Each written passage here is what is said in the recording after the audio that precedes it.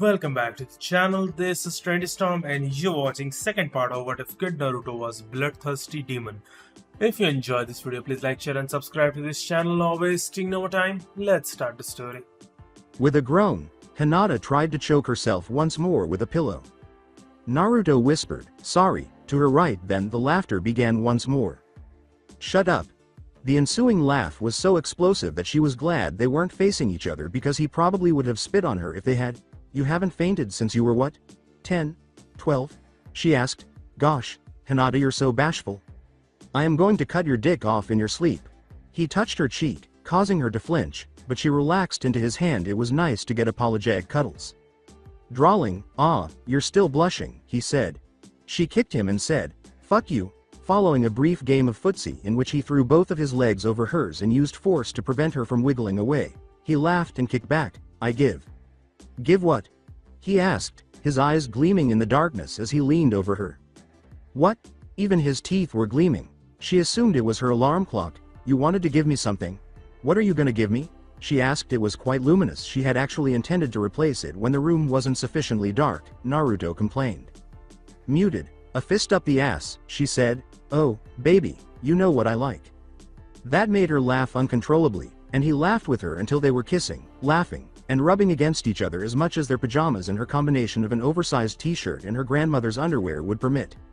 Normally, she would have been annoyed that she wasn't wearing something sexy during this eagerly anticipated moment of making out in their own bed, but since it was dark and she was feeling both euphoric and sleepy, she wasn't particularly upset about Naruto not staring at her butt in lace right now. Between kisses, Naruto uttered, "Oh, I almost forgot. How was your medical appointment today?" "I'm at 100%. She paused to enjoy Naruto's scent without being spoiled by perspiration or blood. Yum, delectable. He really did smell wonderful when he wasn't covered in dirt and grime. "Really? Are you?"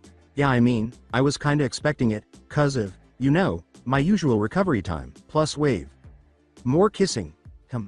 So what did you remember from the bridge?" "Oh, you idiot." That was a bad thing for her to say. He was going to respond now, which meant speaking, which is equivalent to not kissing.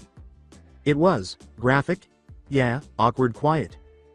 "I'm sorry. When I asked, I wasn't thinking about where the conversation was going to go once you started answering this isn't sexy." Fortunately, he stopped down that path and instead exhaled amusedly through his nose. "You mean this isn't giving you a raging lady boner?" "Nope, but do that thing where you suck on my neck and we'll talk." They had just resumed their tongue wrestling routine when a jerk knocked on their door somehow. Naruto didn't act appropriately and get up to respond to it right away. Instead, he continued kissing her while slowly guiding his hand up her leg until he reached the elastic of her underwear and then firmly grasping, but the jerk was unfazed and rapped louder this time. Her boyfriend rolled to his side of the bed and sighed this time.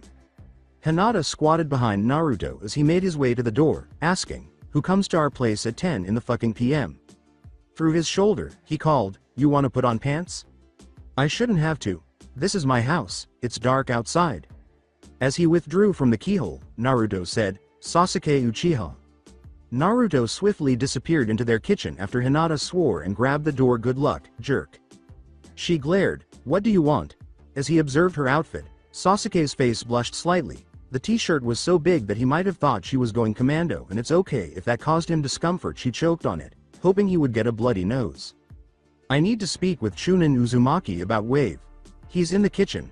After Sasuke had passed her, she went to listen by leaning against the wall between their small kitchen and living room. God, Sasuke's monotone was the most annoying thing ever. "Did you hear that?" Or perhaps she simply didn't like being interrupted. It was like a reward for the botched mission. Naruto was rarely that playful. Oh, sorry, was I supposed to? I tend to try to listen when there are people in my house, but today's been taxing." "Really, had it?" Hinata scowled. Apart from that brief awkward moment, they hadn't really talked about their days. They had mostly just joked around while getting ready for bed, after she'd woken up from her faint, and then shared a quick kiss. Perhaps she ought to have asked him how he was feeling following the Yamanaka's jutsu, or taken it more seriously. She didn't know anything about the potential negative effects of mind reading because she and Ino were friends, but didn't really discuss techniques because it was a sensitive topic for Hinata anyhow, and Naruto had the exclusive right to discuss her family.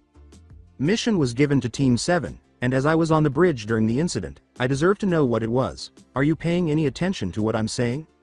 "Sorry, really, I've just been brain-picked all afternoon, so I'm kinda out of it." He didn't sound like himself as usual. He sounded exhausted. This might be the cause of the change in attitude. Perhaps he was simply acting more loosely after spending the entire day having his thoughts scrutinized.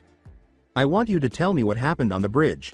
Sasuke spoke so loudly and emphatically that Hinata managed to sneak into the kitchen and peek around the corner without coming across as intrusive.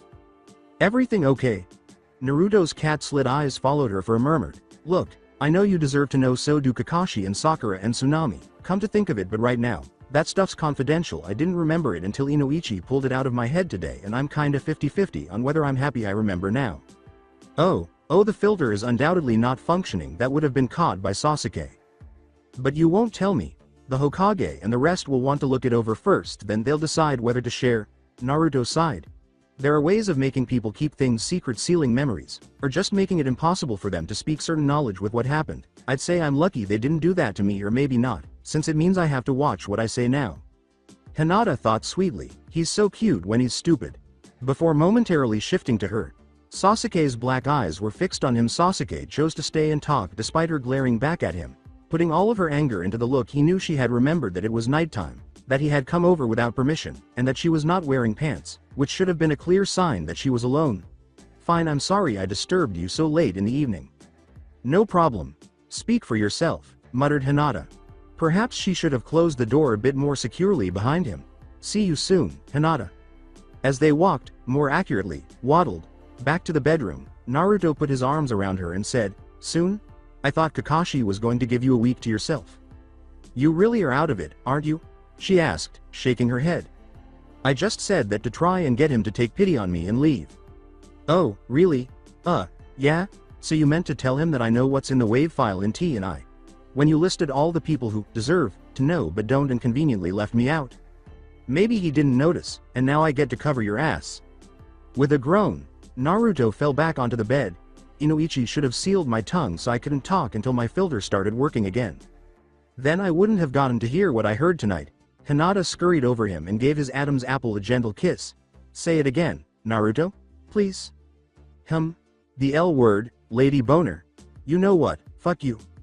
Before she could force him into celibacy, he seized her and held her in a death grip. "I love you, Hinata, I love you." He stretched his neck awkwardly until their lips touched, and she loosened up against him and kissed him back. Hinata enjoyed the sound of it when he said it, and it wasn't just her, as they lay there for a while. Lady Boner is such an awesome word, though. Shut up until your filter works again. In an attempt to prevent ink from getting on his face, Hiruzen Sarutobi sighed and rubbed his eyes with the back of his wrist. It didn't really matter if he had failed because he was by himself in his office, save for the regular Anbu guard, and it was late. Even though Inoichi's daughter's handwriting was much neater than her father's, the information in her notes was still concerning. More bad news was just what was needed after Hitaki was given permission to leave the village and find evidence of the masked child back in Wave. Now that he wasn't in charge of 3 genin, he had asked Guy Maeda to go with him, if only to ensure the former Anbu captain didn't exhaust himself, which meant Team 9 and Team 7 would be without a teacher for a week, and right before the Chunin exams, too.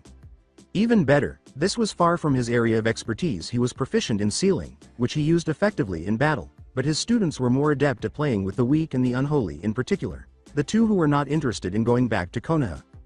The third let out another sigh. Jiraiya was expected to return anyhow because of the upcoming Chunin exams, but Hiruzen would undoubtedly feel more at ease with his lone devoted pupil in the village now that Kakashi's Sharingan had been taken and Minato's seal had apparently been rendered completely worthless.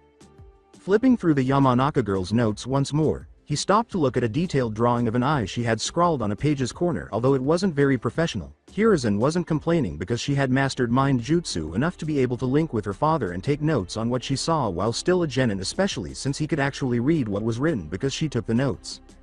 Hiruzen was certain that all the information was true, that Inoichi's jutsu was executed perfectly, and that Naruto had cooperated as much as possible, especially since Hinata Uzumaki's safety was at stake. However, there was more to this. He had no intention of spending the night thinking about the demon's thought processes, and it was unlikely that the Kyuubi had really meant to grant Naruto power in an attempt to keep itself from vanishing. What was more important was the reason behind the Kyuubi's forced non-existence, or, more accurately, their continued existence under a different, moral guise. Although, admittedly, it appeared that Naruto was not as principled as they had hoped, the results clearly showed that Hinata's life was more important than anything else. But Hiruzen could work with that. Hinata tested as a typical, devoted Konoha shinobi, despite her affection for Naruto, and she would follow instructions from her commanding officer. Naruto would act in a way that would guarantee Hinata's safety. Hiruzen thought that Minato had been rushing, which was to be expected, and that Naruto's bloodlust was the result of an accident involving the seal. When he first learned of it, Jiraiya had verified that Naruto was experiencing a slight surge in his senses and a desire for raw meat due to a tiny leak of the demon's chakra into his system. The Kyuubi wouldn't even be aware of its unfathomable power reserves. This leak was not a minor one for such a beast to lose enough chakra to become so weak that it becomes ill. That was definitely not small. Furthermore, Minato didn't make that kind of error. A small amount of chakra leaking into the Jinchuriki's system might not have been an error at all. In fact, it might have been advantageous, leading to quicker healing and a stronger immune system. Who wouldn't want their child to have that? Perhaps he had not expected that part, but a hunger for blood was a little less. Minato. By no means, however, were Naruto Uzumaki's chakra reserves overly vast. However, that was a different story. Hiruzen bet that they would deal with that in about a week once his system started working properly again. The entire amount of the Kyuubi's energy would begin to accumulate in the boys' coils, and then they would be in serious trouble. They had previously been the typical Uzumaki reserves, though. This raised the question. Where had the chakra that was taken from the Kyuubi and used to bring it to death's door disappeared to? Only a few people were significant to Naruto. Bastard Sensei, whose sadistic inclinations had taken some time to get used to as a child, and Hinata, who had clung to him as tightly as he had clung to her. After he turned 12 and joined TNI, Ibiki and Enko arrived together. Both mentors had been deeply concerned about him, as evidenced by their frequent invitations to bars, Enko, and their subtle questions about his emotional state, Ibiki. In fact, Hinata and Ino's strange friendship started when they convinced him to meet with Inoichi when he was 12. At 9 o'clock, the two girls had set the stage for an evening of mischief, which he would probably have to clear up the next day, especially since Hinata had pushed Ino out the door earlier in the day, telling him to buy not just snacks but also coconut cream and pineapple juice, after he had stolen 2 bottles of rum from God knows where and brought them over. Ino crept to his bed, circling the island of blankets strewn across the floor of his living room, and called out, "Why don't you join us?"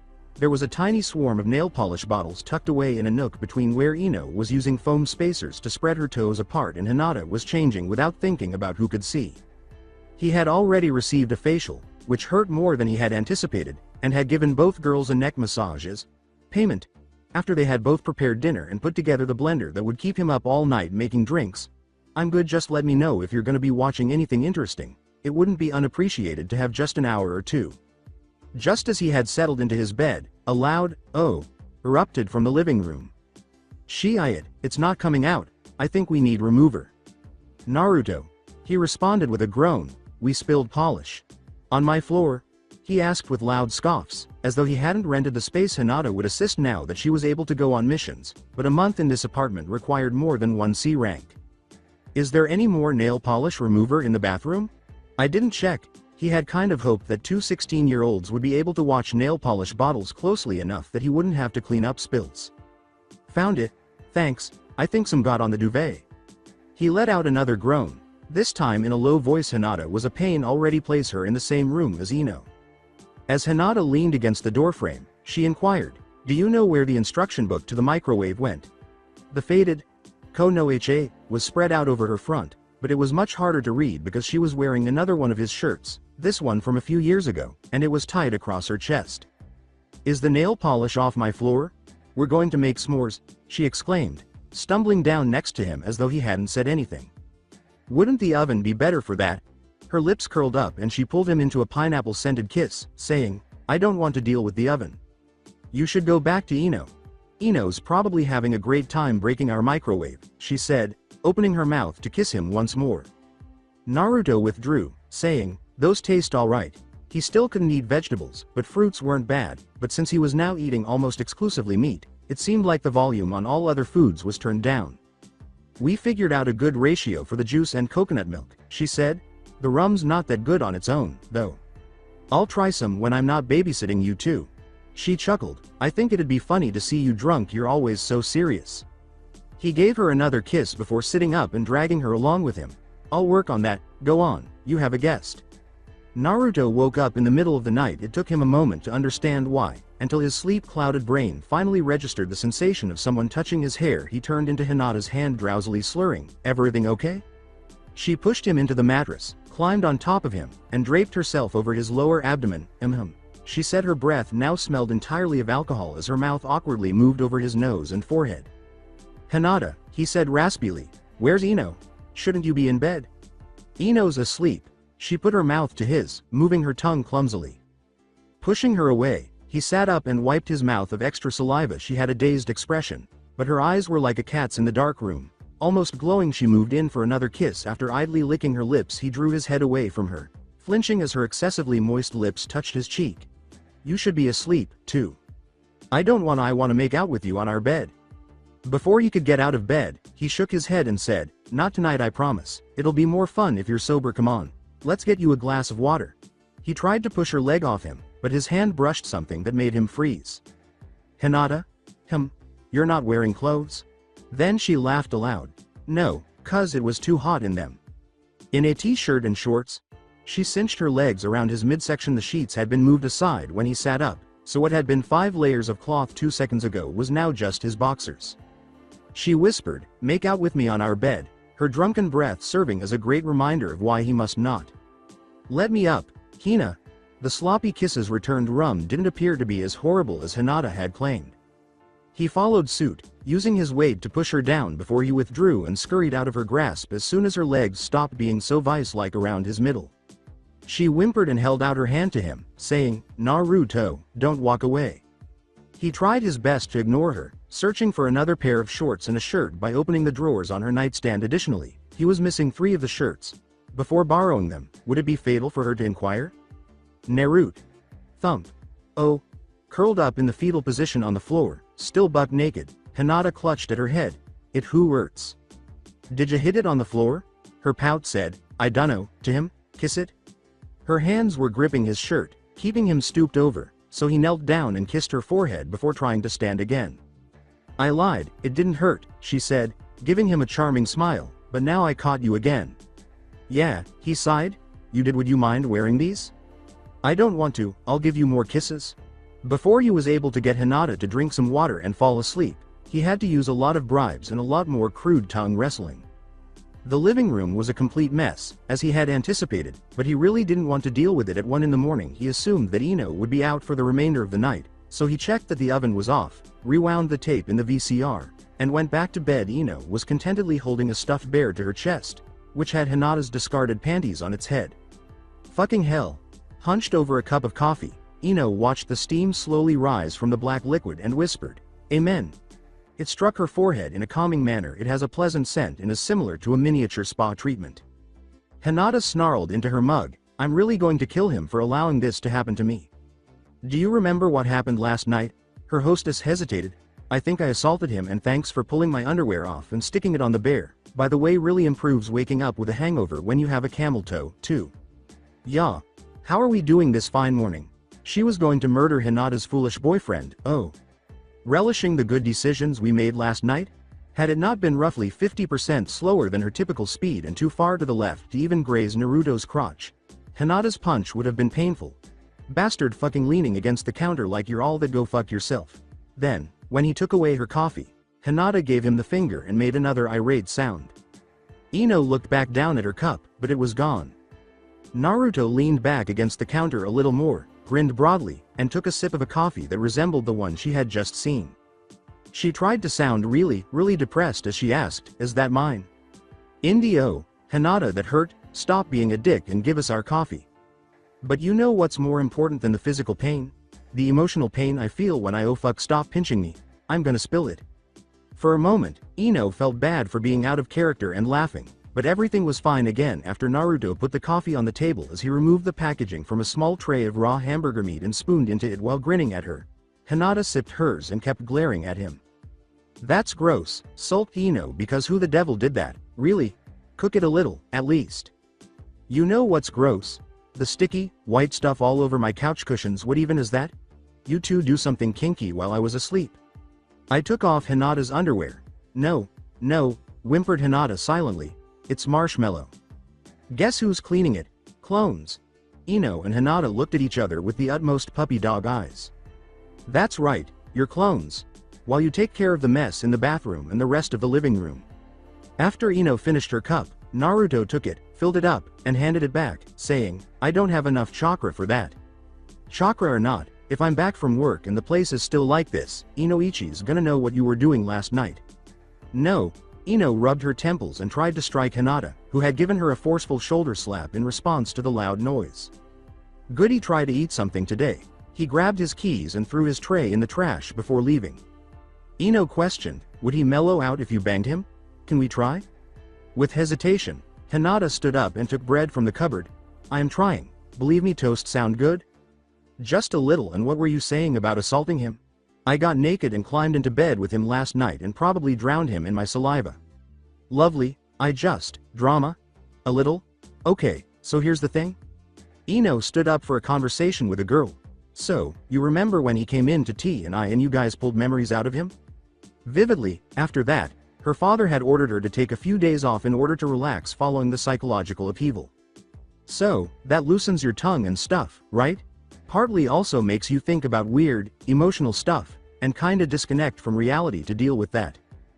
So, when he came home, we talked about that for a little, and then, kinda out of the blue, he says he loves me. Well, okay. And just it's been a week since then, and he hasn't said it since. He's not really any more affectionate, either, although that could be because he's been busy with some T&I thing. The thing that is the reason for me to have to leave T&I for a month. Yeah, you know what it is? No, just that Genin aren't allowed to participate, although I think Shikamaru knows something I don't. He's been working suspiciously hard during team training. But back to your problems. That was kinda it. Okay, so before I say anything, know that it's entirely possible I'm completely wrong, and if you go off anything I say now, you could get screwed over. That doesn't apply to just now, Hinata said with a sly smile, bringing a jar of marmalade and a plate of toast. After eating a slice and considering using some of the jam, Ino said, shut up. Breakfast was crucial, even though her stomach wasn't particularly hungry at the moment. Anyway, like I said, that jutsu calls stuff up to the front of your mind and loosens your tongue a bit. You read the file already? Duh. I'm thinking. The boy just saw you die, and it got him emotional, and he was thinking about how much he cared, and how you say the L word all the time. I mean it, library voice, and I know, you do, honey, Ino responded with a sympathetic look. All that together might have made him a tad more sensitive than usual, so he said it, and now everything's back to normal, and he probably doesn't want to have that conversation. Very mature of him. Can I ask you something? You just did, but I'll let you do it again. The bad jokes were the drawback of being friends with Hinata.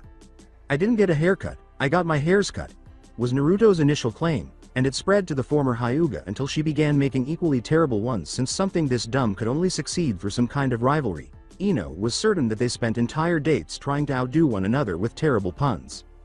Hinata opened her mouth to respond. No, I get it, he's a hot tater tot, but I think you guys are a little more serious than that.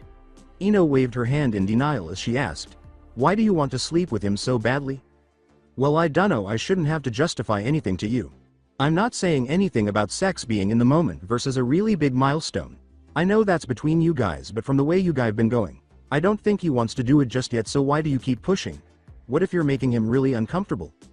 I'm really uncomfortable right now. Ino waited. A whisper came from Hinata, I dunno. Do you think that maybe that if you guys sleep together, you think he'll say it? Guy, no, don't cry. You're dehydrated already. Hinata, I'm sorry, it's just that right now it seems. Hinata sniffed and said, you're right. Before getting up to grab something from the refrigerator, she poured 2 glasses of orange pineapple juice and shoved one over to Ino, saying, I know what you mean, it's just what the fuck. It's just it was nice to hear him say it, you know? Ino said, I know, as she rose from her seat and put her arms around Hinata's shoulders. He's a dick. Yeah, he's no good for you, Hinata chuckled. Fuck him, right? Yup, absolute asshat, making 2 pretty girls like us clean up his dumpy apartment. I mean, what the hell? Oh, God, I forgot about that for a second. I really don't want to do the pillows. 3, 2, 1, they screamed, not it, and then winced at the headache that followed. Jiraiya squatted to check his godson's stomach after giggling at his own joke. Shirt off, no need to flex, you're not my type. The object was essentially non-existent when Naruto was younger, and he hadn't anticipated ever touching it until the child was prepared to begin utilizing Kyuubi's energy. Then the drunkard incident occurred, and he was summoned back immediately to inspect the seal. In reality, it was only a small chakra leak that caused some odd side effects. It was a bit more difficult now. People did not tamper with demons unless Orochimaru was meant by people. Even so, His teammate had done years of research before immersing himself in the chaos created by the divine and the unholy. Although Tsunade had begun earlier, she had been using the supernal, which was far less dangerous. Naruto lacked experience in a lot of areas aside from torture. His first assassination wave had been royally screwed over, but he had gone outside the village to help with interrogations. Primarily because his godson was no longer human. Jiraiya had a number of mini-tests that would warn him of demonic activity, possession, and the like. Set aside the teeth and eyes, and maybe the kind of wrongness that Naruto would evoke in strangers if he weren't such a calm person. Naruto was activating all of them. Nothing was as it should have been. Not even his blood or chakra. Jiraiya was a little tempted to request more blood samples from Naruto because demon blood was difficult to obtain and could be used for a variety of sealings and rituals, but doing so would only put Naruto's blood in danger of falling into the wrong hands. The seal's design was brand new, completely black against the boy's goosebumps, and not even slightly faded other than the fact that it didn't smell of blood and ink and didn't smear when touched. For the time being, it's best to just observe and not interfere. Minato was good. Damn it, when the Kyuubi's chakra wasn't being teased, the seal vanished, and since that was undoubtedly a good thing, nobody really tried to make it appear. However, now that Jiraiya could see it, Kushina's Uzu upbringing must have inspired the fourth or something, because if Minato had been present, the Toad Sage would have congratulated him on a job well done. In the time between learning of the Kyuubi attack and getting close enough to seal it, Minato combined it with the unholy to create something that sealed the goddamn Kyuubi and took up no more space than a small radius of skin around his son's navel. Yes, there were mistakes, but sealing had always been a human art and wasn't likely to change. That was damn good. His thoughts were interrupted by the child's solemn voice. "You're too quiet." "Yeah, 'cause I'm doing my job." "Well, it's creepy. You've never been this quiet before." "There's never been this much to look at before." The fourth knew what he was doing mostly.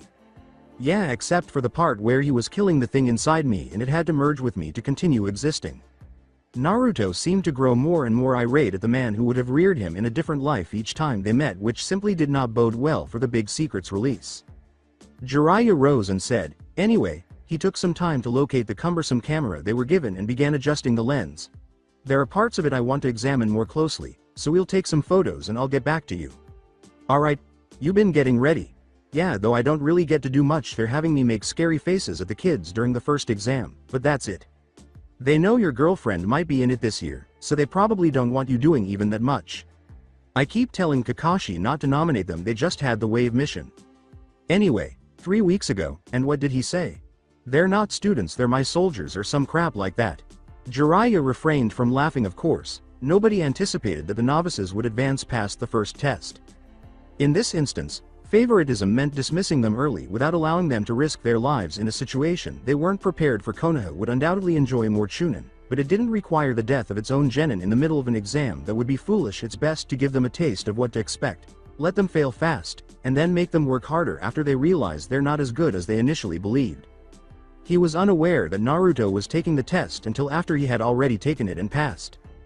The sage would prefer that Naruto had taken it when he was 16. Just like the other members of his prospective class, he had been thinking about Konoha's war generation when he heard the news. Yes, Naruto had been older than them, but was that really important? Itachi Uchiha had, too, and take a look at what transpired there. Though they conducted more psychological testing on their members, T and I wasn't particularly superior to Anbu. The assassination happened quickly, not so much torture. Well, I doubt they'll get very far in the exam. In any case, just be sure not to focus on her or her team too much, or ninja from other nations might catch on and think you're overlooking mistakes of theirs. Oh, he would wager, no way I'd do that. In order to disqualify them as quickly as possible, the child would probably be keeping a close eye on them for as many trivialities as possible. But really, Ibiki was more worried about that. "Okay. Well, we're done for today. Might call you in again for a follow-up, but for now, I think you're free to go." After putting his shirt back on, his godson scratched at a spot on his back where the fabric had tickled. He resembled his parents a lot, even down to the eyes, teeth, and whiskers. Minato, of course, due to the hair, but he also possessed all of Kushina's facial expressions, including the irritated glare, the smile, and, of course, the Uzumaki pout. The glare said, "What are you staring at?" Jiraiya let out a loud sigh. "You're such a brat. Seriously, how'd you get a girlfriend so young?" He grumbled, "Probably by not peeping on women in the baths. Mind your own business, geezer." And perhaps Kushina's rage, maybe not entirely, though, because he had witnessed the child behave similarly to Minato when interacting with his live-in lady friend. "Such a brat. I'm leaving." Meeting new people didn't bother Sakura much, it was just that they usually brought with them new issues. Consider this very moment. Hinata was shouting abuse at them. Her boyfriend appeared to be caught between telling her to stop talking and berating the strangers for daring to touch the Hokage's grandson, and Sasuke. Two sand nin were glaring daggers at them, and another was emitting a grossly impolite amount of killing intent, which would have freaked her out, but after being so close to Chunin Uzumaki while he was insane, she was kind of numb to the level the red-headed foreigner was giving off. Let's just say that Sasuke wasn't pleased with either Hinata or Uzumaki at the moment and hadn't been for a while aside from missions and training. He simply avoided them lately in an attempt to calm him down. Sakura had briefly thought about sharing some of the information she had learned from her research on the bridge, but she had decided against it. She was holding out for the ideal opportunity. "You, Naruto," was the subject of the irate redhead's conversation. "What are you?" The blonde's eyebrow went up. "A chunin?" The foreigner's face lost the little emotion that had been there. "You will not be participating in exams." "No, that's why you're here, I'm guessing." "Yes." "The chunin exams?" Sasuke didn't sound merely irate, he sounded genuinely intrigued. "Whoa." Hinata interrupted, turning slowly to gaze at the blonde next to her. "Huh, so those are being held in Konoha this ye." Despite the fact that the boy was chest level with Uzumaki, he disregarded her and proceeded to the broad-shouldered nin with all the face paint, one hand out with the palm up as though he expected him to physically hand the Hokage's grandson over. "How about everyone settles down and agrees to settle this during the actual exams?" Sakura heard herself ask. Chunin Uzumaki gave her a raised eyebrow. Both the girl with all the ponytails and the painted boy smirked, though the girl's smirk was uncannily mask-like. "Fine by me." After shouting at the group, "You look weird, but you're cool, I'll let you work beneath me when I'm Hokage." The young Sarutobi left in the opposite direction from the foreign trio. Hinata approached Uzumaki. "You had better be sure that you weren't allowed to tell me what this project is, because if I find out, there was no need for me to be anxious about you getting up early and coming home late because of work you were in for a world of." "That wasn't the smartest thing to do," he said, interrupting her while holding Sakura's gaze. Sakura moved from one foot to the other. "Why not? The Chunin exams are also a way to sneakily disable another village's forces. People die in these exams. Giving another team what might as well be an invitation to target you. They were the aggressors, not us, and we have no intention of wasting our time on them in the exams," Sasuke stated, his black eyes penetrating the Chunin's skull, hopefully an indication of his devotion to his teammate rather than just his seemingly deepening hatred for both Uzumaki. With a shrug, the blonde ninja put his arm around Hinata's waist and started guiding her toward their apartment while muttering something like, "What I can tell you is." After the two of them, Sasuke gazed. To be honest, she felt sorry for him.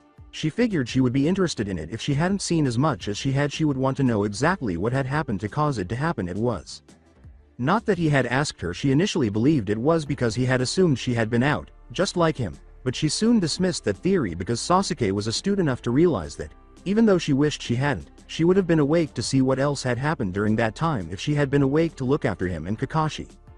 He didn't look at her when she said, Sasuke-kun," but she knew he could hear her, so she went on, or attempted to. "Well, just say it." She nibbled on her lip.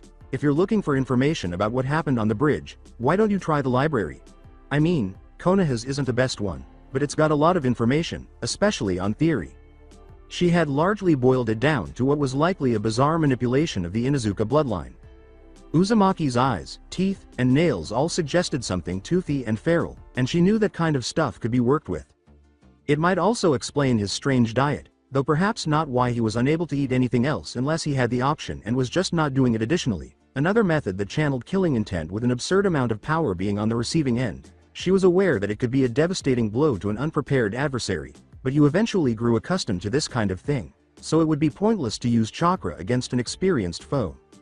Sasuke gave her no real attention and made no move to reply. In fact, he simply turned away and started to walk back toward his house. She had even considered proposing a team lunch with Hinata just to have a conversation with him, but he obviously wasn't as affected by the division in Team 7 as she was. Evidently, Hinata didn't either, as she departed with her toy without even bidding farewell.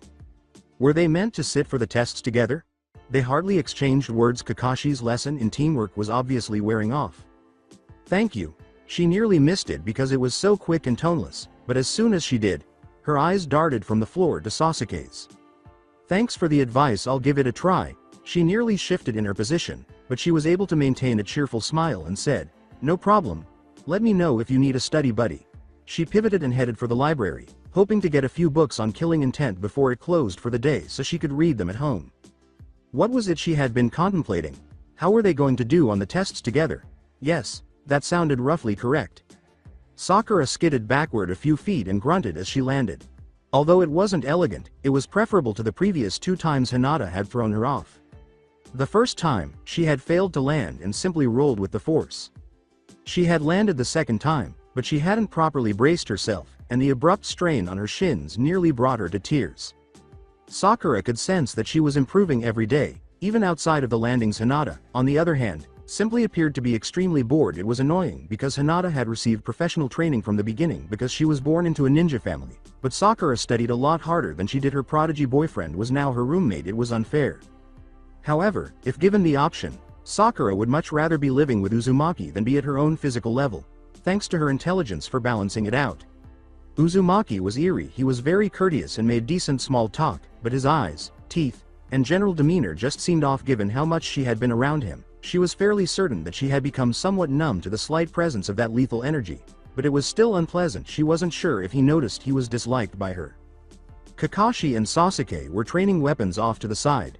She hoped they would relocate a bit more, or at least out of sight. Sasuke's movements were akin to a dance. He was competent when she thought about it. The rhythm of what he and Kakashi were doing wasn't exactly the same as the real thing, but it was probably okay for training. The combination of that, along with all the jumps, twists, and glinting ninja wire in the sunlight, was really distracting. She had to stop watching after Hinata nearly punched her in the face. Hinata scolded Sakura, "Pay attention," and gave her a perfect back kick on the hip, but Sakura was still learning, and Hinata's sandal only touched air. Although Hinata's blows were not as powerful as Sasuke's, they were still far more powerful than Kakashi's, who primarily struck to correct rather than to cause pain.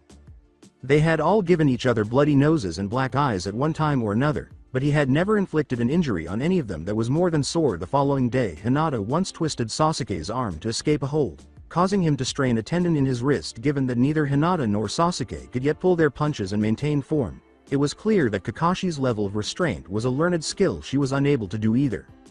It was a little depressing, especially considering that she was only improving her dodging skills, while Sasuke and Hinata appeared to be picking up new skills every other day. The majority of these past few weeks had been spent being butchered during training, then returning home and using texts from higher-level medic Nin to heal herself. Although her spirits had been somewhat lifted by Kakashi's apparent interest in her studies, he had only advised her to keep going and to get faster at treating wounds. This was all well and good, but their training hardly ever resulted in cuts because everyone became much more cautious when sharp objects were thrown around, and it was nearly impossible to treat large cuts like the one Zabuza had caused her.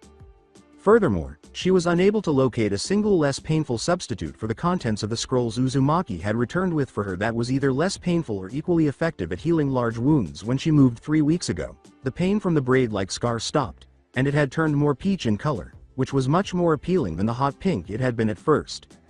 A few chakra-heavy fingers beat Sakura back when she made a feint for Hinata's face. However, the distraction was sufficient because Hinata's stance was too grounded for her to avoid the kick Sakura delivered to her shins. Additionally, Hinata was backing away for the first time today, which gave Sakura the opportunity to catch her breath and massage the area of her thigh that had been struck. What the devil was this method? Although chakra blocks were what they were, did they need to cause this much pain? Sakura felt some relief as her chakra began to flow a little more smoothly after gathering some energy into her palm and massaging the area, which gave her a lovely green glow. Damn it, Sakura! Hinata scowled while massaging her legs. Do you know how much it hurts when you get the shins? She gave an eye roll. If you want me to stop kicking you there, how about you stop using chakra when you hit me? Hinata smirked and said, I can't help it, adding, I'm used to targets that try to get out of the way. Be nice, Hinata. Sakura jumped when Chunin Uzumaki passed her by and gave Hinata a hand, which she used to get herself up. He then yanked him into an unclean kiss that he found difficult to break. Sakura looked around frantically, trying to block out what was happening in front of her, and awkwardly looked at Sasuke. Ew, they exchanged a look. Sasuke appearing even more irritated than she was. She approached him while making a concerted effort to ignore the repeated, Hinata, stop MMPHH, as Uzumaki stopped attempting to flee her but continued to grumble out of principle. She questioned Kakashi, who was acting as though he was unaware of the impromptu tongue wrestling. Why's he here? Uzumaki-san asked when we'd be done today so he could pick up Hinata and make sure she was rested before the exam. Sakura sighed disgusted, whatever? What those two did to relax was not something she wanted to know. Sasuke shifted as if he was eager to get out, so we're finished for the day. He wasn't to blame. Who in the world just started sucking their face in front of everyone? Why was Hinata so incredibly annoying? Actually, I won't see you tomorrow, either, but the day after. Please report to the location you were given at the correct time. This is actually the last I'll see of you before the exam. Good luck. And he disappeared. She and Sasuke both blinked at their teacher's abrupt absence before making their way out of the small training area. Sasuke was watching the two Uzumaki when she turned to ask if he wanted to study with her before they went off on their own rest days. The following day they were now sparring instead of making out. Chunin Uzumaki moved quickly in order to see him without putting undue strain on her neck from twists. Hinata needed to maintain her bloodline. He wasn't being trained as an assassin like their team, so it didn't really matter that his movements weren't elegant. His skills were in torture. Sakura thought that when you were just eating people, accuracy probably wasn't as crucial. No, hold on, there are large veins and other things to watch out for. What they were witnessing now was merely practice. Is he? Yep, he's tapping vital points. Hours and hours of training in strength, speed, endurance, and familiarity with Hinata's reactions meant that Hinata was having trouble given his superior physical prowess and speed. Not down for the count, though Sakura pointed out that she still had more flexibility and that Uzumaki was only tagging her rather than causing her pain, so Hinata only needed to make sure that the body part he was going to tag wasn't there. She was skilled at that. He began throwing punches after Hinata had mastered the rhythm of his attacks and was using her hands to block his taps. It swiftly deteriorated into a planned fight, with Hinata resorting to the Hyuga fighting style Sakura had studied and familiar stances in an attempt to hold Uzumaki at bay and inflict damage. Silently, Sasuke remarked, "He's good even though he's in T&I." Biting her lip, she said, "I mean, he's a Chunin, so it makes sense." Hinata's not holding back. No, she wasn't. Hinata was not flexing her abs, winking, or flaunting her breasts because at that moment, she simply could not. Sakura wagered that she would notice Hinata perspiring if she approached, which she really didn't want to do considering how quickly they were moving. She needed more flexibility than Uzumaki was granting her. Additionally, Sakura simply felt incredibly small. It was a Chunin ninja of this level would be attacking her in 2 days. Last but not least, Hinata was prepared. Or at the very least, capable of repelling them. Sakura may not be able to avoid their blows at all. She was a vulnerability. Uzumaki drew back and flexed the fingers of one hand after Hinata delivered a sudden, quick shot. Before he could regain his composure, she kicked the same hand twice, causing him to reflexively pull it away from her and treat his other hand. Similarly, she braced while his chest was open, then used the heel of her other hand and a right uppercut to strike his solar plexus twice in order to travel with the final blow rather than absorb it. Uzumaki leapt. As a result, he caught some air and rolled when he hit the ground. When he stood up, it occurred his beard appeared to darken. Hinata was the target of a toothy glower. That slight uneasiness grew until it was identifiable as murderous intent. Sakura stopped. Why? Why was she so affected by this? Both Sasuke and Hinata appeared unfazed. She continued to respond as usual even as he got closer to her and began to deliver more blows. Sasuke merely observed. Did anyone else feel as though their heart was being choked? She detested this sensation. Why wasn't she able to develop immunity to it sooner? If you were constantly exposed to killing intent, it wasn't meant to continue working. She had Sasuke's full attention. She smiled sheepishly. "I'm fine." No, she wasn't. As he said, "Let's go," he actually grabbed her by the elbow and dragged her from the clearing. She whispered, "Really, it's nothing," as they left the field. Killing intent affects you more, doesn't it? I'll be fine. It won't get in the way during the exam. It will get in the way during the exam, Sasuke said with a scowl, unless you figure out how to cope with it. To be honest, it would have hurt less to be slapped in the face. Sakura sat and said, "Sit down, I'm going to send out killing intent, and you need to work through it, then attack." Okay. All right, she was capable of doing that. Sasuke-kun? I'm ready, you can start? I have started.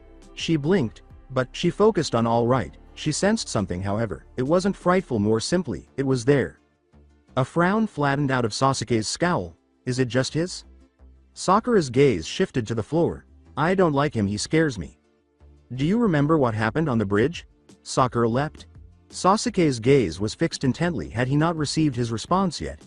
In any case, what made the bridge so significant? A little, not much, honestly, just Uzumaki. He lost it when Zabuza injured Hinata, then he let out all this killing intent. And I passed out later. I woke up and he was there. And he had Kakashi and Hinata with him. and he had me carry you back to the house, and you know what happened after that. Sakura suddenly wished he wouldn't keep staring at her. To be honest, she could tolerate the silence if they were going to talk exclusively about Uzumaki. I have to go. Sasuke, I'll see you on exam day. She abandoned him in the forest. She needed to go over some medical texts. Even when Naruto wasn't required to pack, packing was terrible for some reason. Dropping a basket of socks and underwear by his feet, Hinata yelled, "Help me," before racing back to their room to get more supplies. What do you want me to do? Fold them. He dropped the 2 socks he had picked up. You know, I don't think I should be helping you with assembling supplies at all. He replied, I'm not supposed to let you be more prepared than the other exam participants. What if they think I told you what you needed for this exam, specifically? Actually, she was wearing sandals. Socks were unnecessary for her. She was merely deceiving him into doing her laundry. What? Called Hinata. What if they think I helped you cheat? I can't hear you. I'm in the bathroom. Should I bring hydrogen peroxide? With a sigh, he approached her. She was frowning at a box of tampons, but she had a small bottle of the stuff on the counter, along with a variety of other first aid supplies. If it's not coming up, I wouldn't take any, he said, gesturing to them. It's only about a week. They'll just take up space. Noah, I'm just realizing I haven't had my period in more than a month. It's been almost 2, she smiled at him. Naruto was certain that he had never had sex with Hinata until now. They had never had sex. You're sure? Maybe you just got the dates wrong? Never, ever. She wasn't expecting a child. Absolutely. Absolutely not, not even by a small amount, not a chance. He made an effort to recall all of the occasions they had humped, always while wearing clothing. Although they hadn't been doing much makeout lately, he had undoubtedly gotten pretty hard during a number of their makeout sessions in the past. It was wonderful that it had just been cuddles lately. Don't worry about making a fool of himself. What if, or perhaps more accurately, his pre-cum had soaked through their trousers? He had read somewhere that contained sperm. I mean, I don't really keep track that much, but, yeah, it's been a while. It was supposed to happen, like, right after the wave mission, but it never did. Make a wave. The Kyuubi. Hinata gave a blink. That's probably it. I died and my blood's got no oxygen in it, so it would make sense if I couldn't have a baby. Goddamn it, it was awkward. He could sense the sadness in the air. Up until her death, Hinata and her mother had a positive relationship. Even though God knew he wasn't prepared for parenthood, he wouldn't have refused it in the long run. He simply didn't want to consider it at the moment, far too soon. Hinata was staring blankly at the sink while wearing her Byakugan, saying, I can't see anything in my uterus. I don't think I'm pregnant. You can stop freaking out.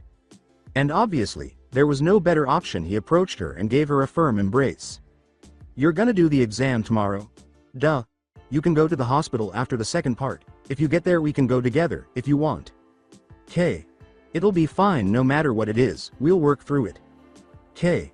That simply didn't seem like a sensible, constructive answer. Hinata remained silent, so he returned to the living room and folded her socks because that was all he was getting.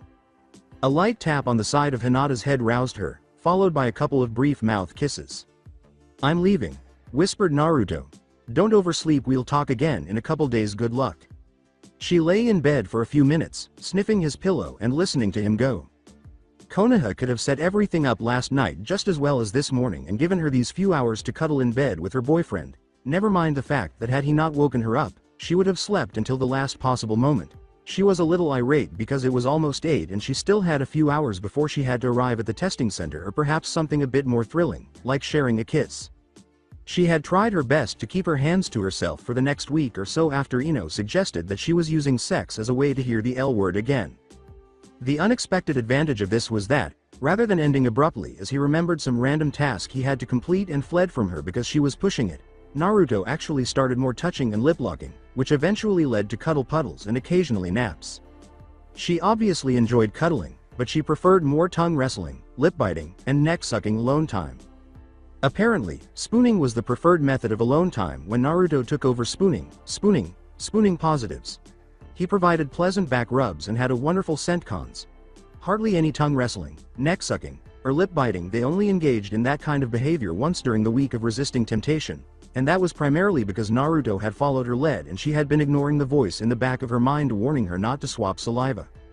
And last night was another. She sniffed the sheets on his side of the bed, deeply and soothingly.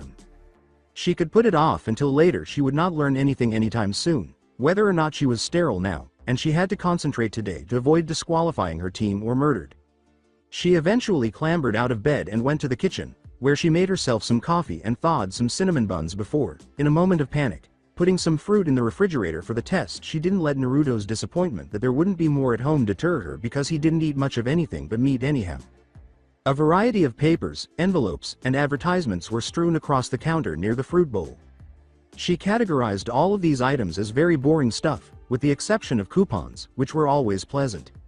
She could have stolen Naruto's and adopted the "I don't care what I look like, I have a man who'll go down on me, anyway" style, as Ino stated, so 300 Ryo sweatshirts were really not worth it. She would just pretend that they were eating out for the time being, even though it wasn't that much. As she sucked the remaining glaze from the packet, she scooped one glossy flyer out of the stack and unintentionally flipped a bunch of leaflets across the hallway, one of which fell into the mound of sugar she had spilled while brewing the coffee. Shit. After picking it up and shaking it, she looked at it to make sure nothing significant was inside.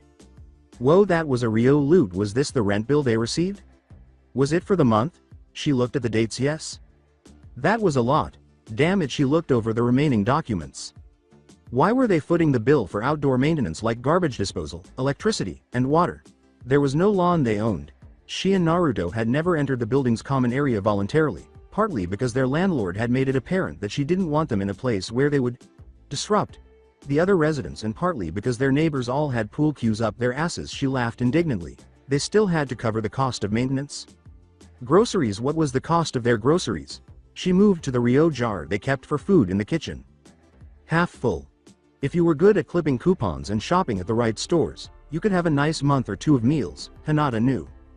She was capable of doing it. In fact, she had done so when they first moved in, and for weeks they had been living on 1.5 meals a day in addition to awkwardly prepared meat that Naruto had illegally obtained because they were unable to handle their finances. Upon reflection, she was unable to recall the last time she had filled the grocery jar with anything. She was aware that she had, but Naruto was the one who placed the majority of the notes there. Since the jar wasn't running low, she had simply returned to her usual eating and shopping routine. After Naruto began bringing in more money a few months after they moved in, she ought to have inquired. She had gone to one of the nicer weapon stores yesterday to buy new kunai as a kind of pick-me-up before the big day, and the memory made her feel guilty. It was only to give herself a little pat on the back for all the training over the past few weeks. There was no reason to. She could have simply sharpened a few old ones or borrowed some from Naruto. Although she hadn't been paying much attention to prices lately, she had kept the receipt. They both threw all of their receipts in a plastic bag, which Naruto went through at the end of the month. What on earth had gone wrong with her? Naruto now had to earn the money she spent. It no longer fucking came from the Hyuga. She ought to use it with a bit more caution. She hurried back to her pack, retrieved all of the nice, shiny kunai from her bag, and placed them back in the case they came in. She then used Byakugan to locate all of the spare parts they had lying around, along with a whetstone, and placed them in their proper places. He works so damn hard that you can't fucking do this to him. God, what a fool she was. It's not worth 300 Ryo for a sweatshirt. She had more pressing issues than a sweatshirt. After taking the receipt from the bag and writing a note to Naruto asking him to return the knives to the store, she hurried out the door when she realized she was running late. Before long, she was outside the testing facility, where Sakura and Sasuke were standing by the doors, waiting for her. Instead of one utterly disregarding the other's attempts at conversation, she was surprised to find that they were actually conversing. As she approached, she discovered that the discussion was solely focused on practical matters, pertaining to poisons and the antidotes they had either brought or could make on their own. As Sasuke talking to someone. Did he know someone who was crushing on him? Fantastic. As she jogged the final few feet up to them, she asked, "You guys ready?" "Yeah," replied Sakura as Hinata began to enter. She nearly ran into some Auto Nin, who responded by muttering insulting remarks about her to themselves. She had been agitated by the discovery of the bills. She longed to return home and reread them all. After entering and making their way to the assigned room, they found themselves in a waiting area where all of the competitors were standing around, sort of, well, not talking, but standing close to the residents of their own village. In awe of how much smaller all the other ninja were, the three of them wandered over to where a group of Konoha genin stood. She should mention that the majority of the other ninja were few people could have been her age, but some did. She recalled that nearly all of the other four nin were 12 years old, and boy, did they not appear to be happy, even though they had all the same experience, apart from demon encounters, and were just as deadly as her team. She tried to remind herself that it was still adorable to see them glaring at her with their baby faces. "Hey, sexy." Ino encircled Hinata's shoulders with her arms while winking broadly at Sasuke. Sakura showed a vein on her forehead. "Hi, Ino." Hinata hugged them back and assessed Team 10, noting that not much had changed since she had last seen them. Shikamaru continued to look incredibly bored, and Shoji continued to eat chips.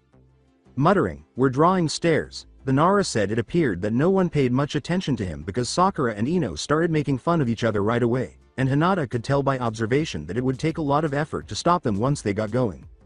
When she looked away from the catfight, she was suddenly confronted by Neji, who wasn't even bothering to look at her. She didn't know exactly what had caused his hatred, but it was clear that a year and a half of not talking to each other, the last time being a brief, snippy exchange at a grocery store, hadn't made it any less. The attractive girl with the hair buns appeared ready to leave him in favor of approaching and attempting to silence the rookies. Even though his teammates were on either side of him, Hinata's public outbursts gave her an unanticipated taste of what it was like to be Naruto. Someone else came over, but Neji's teammate never did. Tall, gangly, and endearingly smiling, Yakushi Kabuto somehow put her at ease. He quickly produced a deck of cards, in a blatant attempt to divert their attention and calm the other village's nin, and started entertaining them with interesting facts about each test taker. Suna gave teams 7, 10, and 8 a brief rundown of the Byakugan's capabilities as well as some juicy details about the eerie redhead, which she only remembered because of the large dog that lumbered after the Inuzuka. The words, "Hey, Kabuto," she said, "do you have any info from past exams?" Sakura hissed, "Damn it, about using his senpai." He sighed, "I don't usually keep anything that isn't relevant. There's new applicants every time. You see, it would get unmanageable.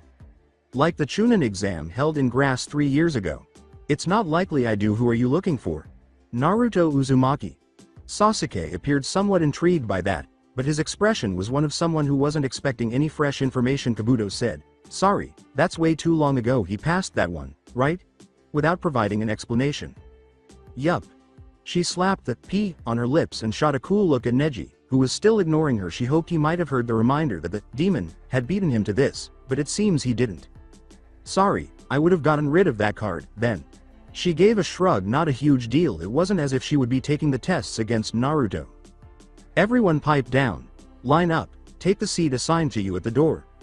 That voice was familiar to her. Oh hell number.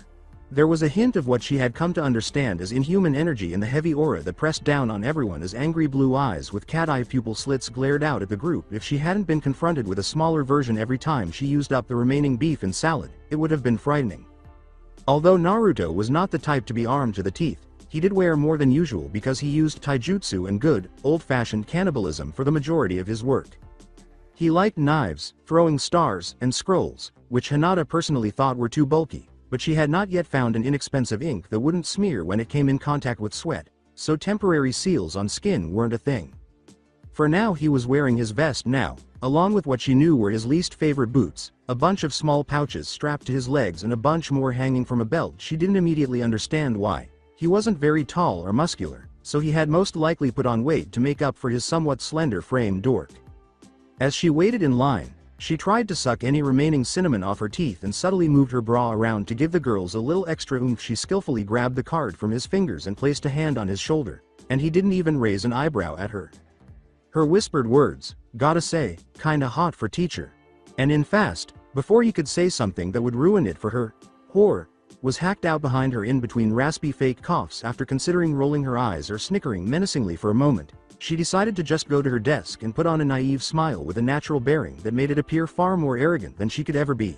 Sasuke looked her in the eye and gave her an eye roll. Holding back had been wise because he was a far better drama queen. Sakura actually turned around and shook her head at her from her seat a few rows ahead. Sakura turned back to face forward as she shrugged. She didn't have Sasuke's ability to ignore people so well that they felt bad about themselves, so it was fortunate that no one around her tried to be snarky with whispered slut shaming. She essentially just threw punches, and Naruto would most likely immediately eject her. Ibiki glared down at the group, smothering them with more murderous intent. Everyone, shut up. To be honest, nobody had been speaking at all. She paused to assess the rows of Chunin on either side of her. As the rules were explained, she was forced to focus on the people in front of her because she didn't want to turn around and draw attention to herself. She was certain that Ibiki would call her out for not listening in order to get at Naruto somehow. The previous Inuzuka had managed to get his dog a separate seat. He might allow her to pet it during a break if she was kind. Begin? Fucked. First things first. She meticulously wrote her name, village, and team number in her most orderly handwriting before glancing at the remaining portion of the sheet. In actuality, this wasn't all that bad since Hinata's only activities were physical training and rest. The cryptogram was simple. Ino dealt with boatloads of them constantly and occasionally pushed anything she couldn't handle onto Hinata. Explain the attack options. The maximum distance a shinobi can throw his kunai from a tree is 7 meters. Fuck no, particularly to her. Math was useless. Hinata had better things to do than use trigonometry to figure out how many birds were in a tree, or something similar, but Sakura might have lost her cool when she saw calculators in the classroom. Her eyes met Naruto's after she stealthily looked around the room. The Inuzuka's dog was staring at someone's paper 2 rows ahead and hitting its tail on the leg of his owner's chair with such precision. How adorable. His dog was cheating for him. He had a fixed gaze at Shiwai. He had a job, didn't he? She could feel her butt getting sweaty after glaring at him until he averted his gaze. She returned her attention to her test and positioned herself to appear to be sleeping. She located Sakura when Byakugan was active and meticulously mouthed the lines of work on the girl's sheet to herself until she had them committed to memory. She quickly jotted them down before forgetting, then sat back up and took another look around. Naruto looked her in the eye as he purposefully uncapped his pen and wrote something on his clipboard. She opened her mouth wide. That a jerk. All right. No more deception. What if that led to their failure? She ought to have paid more attention to the guidelines. He was aware that she had Byakugan, so she couldn't even use the standard cheating techniques, which were definitely out of the question. What on earth was she meant to do? The only thing that prevented her from panicking was her familiarity with the Yamanaka Jutsu's sensation with her limbs in a contemplative position. Hinata breathed. Then, abruptly, she started filling in each response and fixing her cryptogram in Ino's neat handwriting with light, erasable strokes. Finally, a small "You owe me" at the bottom of the page is a smiley face with a sly smile. Hinata regained control and started rewriting Ino's responses in her own words. Well, the 10th question was strange. However, she should have enough points to pass it with Ino's assistance. She alternated between staring at Naruto and the Inuzuka's dog for the rest of the time. After the cheating was finished, the dog melted into a puddle of puppies against his owner's side and pushed him until he scratched its ears. Oh my goodness. There are 45 minutes until the end of the exam, so we will now give out question 10, but before we do, Naruto took a breath. People froze around her on both sides. Hinata gave an eye roll. Why was killing intent even a big deal? Yes, it scared you, but the longer you put up with it, the less effective it was, and you could always use your own to balance it out. Perhaps age was a contributing factor, though. It undoubtedly would have affected her more severely when she was 12. Babies are suffering because of this. With a sly smile on his face, Naruto said, "You have the option to pass on the 10th question. If you do, your score will become 0, and you and your team will fail this exam. If you don't, and you answer the 10th question incorrectly, adding to the suspense, you lose the right to take the Chunin examination ever again." With a loud woof of agreement, the Inuzuka shouted, "That's BS," over the protests of everyone else. "There are people here who have taken the exam before. Too bad. My test, my rules: if you pass on the question and flunk the exam, though, you get to try again next time. No sweat." Oh my own god. After this, she was going to ruin his life. What kind of rule was that, anyway? He looked around the room to make sure that had registered, but he avoided looking into her eyes. "All right," Naruto murmured, "let's begin the 10th question first of all. Who's dropping out?" Quiet. Then people began to raise their hands, one by one.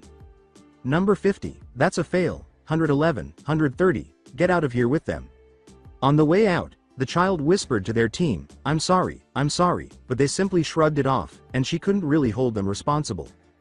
People simply kept going. People stood up on either side of her, until Hinata was alone in the row. She nibbled on her lip. On the one hand, these regulations were unjust, and Konoha would not permit some of its soldiers to remain in genin roles if they could be better utilized elsewhere. Naruto, however, wasn't merely speaking for Konoha. Additionally, he was speaking to a group of foreigners, and in order for that to take place, the cage of those foreigners had to accept these guidelines.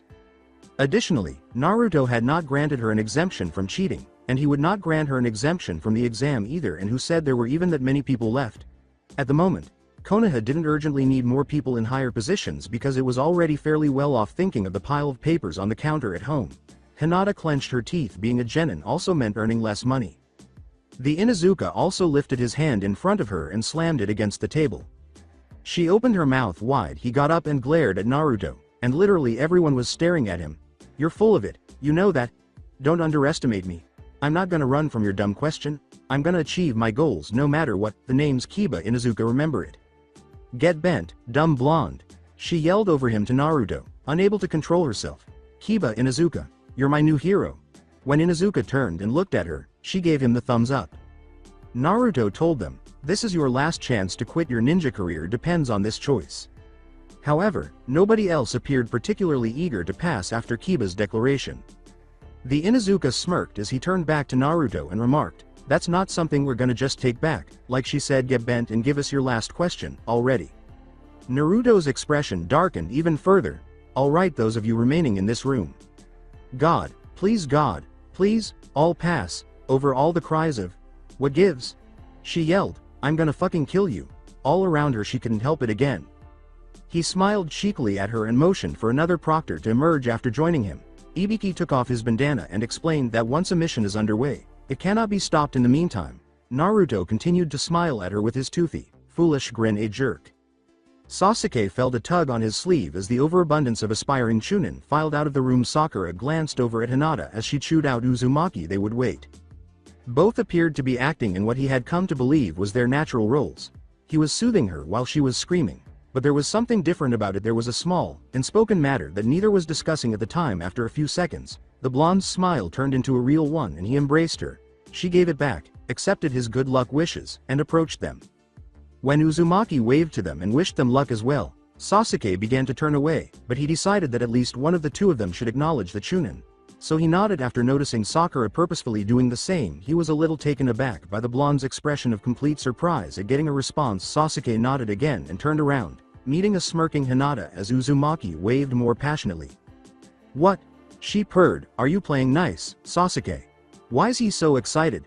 She admitted, "I think he kinda really wants a guy friend." As they started to follow the group, he nearly didn't believe her. Uzumaki may be strange, but he wasn't the kind to purposefully try to be friends with people who were upset with him, right? But when she looked him in the eyes, she rolled her eyes as if she also found it absurd. "But you're pissed at both of us for not sharing classified information, so..." Sasuke sighed. "Both of you know very well that even if it was suddenly found that I had some more knowledge of what happened in Wave, it would make sense, given that I was there also. What with how you're part of Team Kakashi, I'd think you'd buy into the whole 'those who abandon their comrades are worse than trash' maxim." Sakura turned to face him with sad, large eyes and asked, "Do you really just see it as a maxim?" He repressed a shudder as he felt Hinata's on his face as well. This was one attempt to get her to divulge. Both girls' faces brightened a little as they said, "I might be coming to believe it." "Ah, Sasuke. We love you, too," Hinata exclaimed, spreading her arms wide. She approached him stealthily and said, "Don't you dare try to hug me. I know you heal fast and I know it still hurts when you get cut. Don't try to hug me." She ceased. He continued to look at her until she let out a sigh. "I don't know, maybe, but I'm not telling you anything right now." He glanced at the group of foreign nin surrounding them, some of whom were ogling Hinata because of her interaction with one of the proctors or because, despite the fact that she was only walking, her breasts were bouncing wildly. Obviously, in combat, that could not be useful at all. What made her keep them out in that manner? A woman standing in front of a huge gate, waving a stack of papers, was dressed even more skimpily than his teammate. "All right, runts," she exclaimed. "How could that have happened? Get your scrawny asses over here and listen up." "Oh, yes," sighed Hinata. Sakura gave her a glance. "Anko is the best. Anko is better than the best. Anko is queen." Uzumaki. "Shut your gob. I'm talking. Are you familiar with every proctor?" Sasuke wanted to inquire, but refrained because Hinata had already received a reprimand. In fact, Hinata stopped talking, but her smile widened. Anko gave a perilous smile in return and went on. "Make sure to sign these," she said as she waved the sheets. "If your ass gets bitten by something poisonous because you couldn't get out of the way fast enough, I'm not listening to your mama's whining. I'll just finish the damn job." "Venomous," one of the group members muttered to themselves. Anko's eyes focused on a grass nin wearing a hat with a wide brim and asked, "What was that? You got something to say?" "Plants are poisonous, snakes are venomous." Which was accurate, but Sasuke didn't think that avoiding them was more important than what you called them. After yelling this at the nin, Anko began distributing the liability sheets. Following the completion of the forms, the teams dispersed to their designated gates. Satisfied, Sasuke pointed out that they had the home field advantage. Sand and grass would be accustomed to completely different habitats, and although the Konoha nin were not particularly used to giant praying mantises, they were at least aware of all the local flora and animals that were safe to consume. Getting a scroll away from another team was probably their biggest concern, and Sasuke was feeling pretty sure they might succeed in the allotted time due to Hinata's absurd healing powers. The bell rang. The gate opened. "Look at him," Sakura said. "Let's do our best, right?" He gave a nod. Hinata grinned and said, "We got this," To both of them, now let's get those damn scrolls. Sasuke halted. The girls asked him, Hinata pausing to try to attract a breeze by lifting all her hair off her neck. What is it? Something tingly. I thought I felt something. It was as if someone had just whispered his name a short distance away or that he was being watched. Both girls concentrated, and Hinata turned on her Byakugan. The former Hyuga made several turns, as if she was attempting to determine which spot offered the best view of the forest. There's something just on the edge of my vision. Sakura looked at him, a little embarrassed, as if she couldn't believe she couldn't really tell. Sasuke, I think that's killer intent. She asked. He looked at the one who could see through trees and blinked.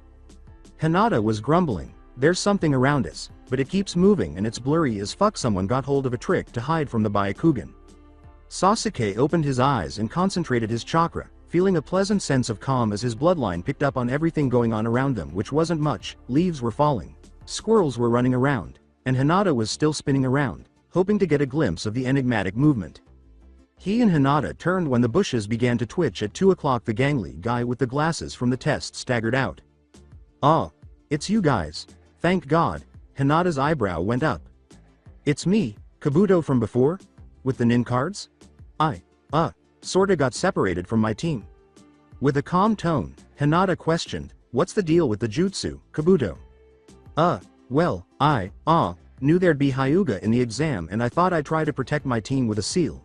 It's supposed to blur their presence, you know, from the bloodline. But now that I lost them, I was kinda hoping you'd help me." Hinata appeared irate. Was she restraining herself from acting crazy? Was this the other half of Uzumaki's problems? Anyhow, she knew what was causing the issue, so why was she so upset? I thought, maybe, since I shared the info cards with you, you could do me a favor and tell me where they went. I don't think the seal can hide them completely, it probably just blurs them into the surroundings. Well, it's really fucking annoying. Sorry, Kabuto said with an awkward smile. Do you think you could tell me where else you see the blurring? I promise, if you do, we'll make sure not to attack you later on in the exam. Kona has gotta stick together, you know? Hinata frowned. You're the only ones who know this seal. As far as I know, Arjunin-sensei gave it to us, kinda like a good luck charm. I don't think it's widely known. With a sigh, Hinata gestured behind Kabuto. There's 2 blurs about your size straight that way, a little to the left. Hurry, because they're leaving my range. After saying, thank you so much, good luck, he rushed away. Sasuke questioned, you had to tell him how far your range goes. She tensed up. Shut up, what? Amazed there was something that could get by the legendary Byakugan? Asked Sakura. Hinata stopped. Oh my god. What? Sakura also stopped. With a look as if she had foreseen the end of the world, Hinata turned to them and asked, am I turning into the Hyuga elders? He didn't dare respond. Sakura let out a moan. Not the time, Hinata. I'm serious. You'll tell me if I start acting stuck up or anything, right? If I start acting like there's a kunai up my ass?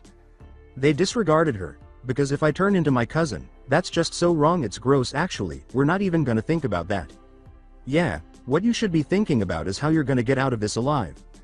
Before smoke erupted around them, the 3 of them turned to see 3 children wearing masks. That was all he saw. His leap sent him flying into the trees, where he caught onto a branch and became stuck, because he had charged his legs with so much chakra. A second later, Sakura landed beside him, coughing and blinking quickly. He inquired, where's Hinata? Sakura finally rested on the spot where Hinata and one of the children were fighting after searching the area with teary eyes. That's not her. Sasuke's eyebrow went up. I've been sparring with her for the last month. That's not how she fights. They're trying to get us to go down there and get stuck between them and the gas, Sakura said after coughing a few more times and shaking her head. So where is she? They looked around once more. I swear to God, if she's in that stupid gas. Shut up, sack. The entire sentence was made up of choking noises. Hinata, who was sitting 2 branches away and spitting onto the bark, caught their attention. That shit got all over my tongue. Wouldn't have happened if you'd kept your big mouth shut, Sakura joked. The 3 genin were still fighting when he turned around. Should we go down there? They don't have the scroll we need, anyway, and I really don't want to go near that stuff again. What is it? Hinata continued to scream. Sasuke was amazed that she had been discussing coming off as stuck up just a few minutes prior. Who attacks someone with 4 more years of experience without even knowing if they have the scroll they need or not? 12-year-olds, am I ready for kids? No, I am not, Sakura cautiously started to jump down the branches after blinking a few more times to try to see a little better through all the tears in her eyes. The Uzumaki remained silent. Sasuke was concerned that Sakura had irritated him, but Hinata spat once more. They eventually stopped by a pond to stretch and eat some fruit. After Hinata passed out, they arrived at the forest floor some distance from where they had left the genin. Sasuke surmised that Sakura had chosen to remain in the trees, where foreign ninja might not feel as at ease, until her eyes had stopped crying. Sakura remarked while munching on a pear, "I feel like we've just been wandering around so far, honestly. There's, like, a gazillion kids out there. Let's just find a group, grab their scroll and get going. If they're all at the level of the ones we just met, they're not gonna be a challenge at all." Sasuke bit his apple and said, "Hinata, is there anyone around us?" He was more hungry than he had anticipated. "I should have had some food in between tests." Straightening, she triggered her bloodline. "That's funny. HN? Someone from Kabuto's team is right? Shik." Before he even realized it, his Sharingan was in motion, but he was too slow to stop it at lightning speed. The three of them were instantly bound in wire. It was the hat-wearing grass nin from earlier. He recognized the sensation of a genjutsu settling around him, an aura of what should have been painful death seeping into his head, but instead of absorbing it, he could just acknowledge it. They gave them a crazy smile before staring straight at him. The experience wasn't there, but he could feel what he should be feeling. Interesting. All of you immune to regular killer intent? Then let's try something more potent." Sasuke was unable to quickly turn away because the sensation was the same as when Uzumaki was exuding it. Malevolence, suffering, hatred, and all of this was far less human than it ought to have been. Sakura didn't react as well as she had in the clearing, but he had turned away in time to avoid the main idea of what crazy was feeding them. He felt her stiffen, then looked back to see her legs give out as the wire bit into her flesh, causing her to cry quietly, either from the pain or from the increased intent of the killer. "And what have we here? Hinata?"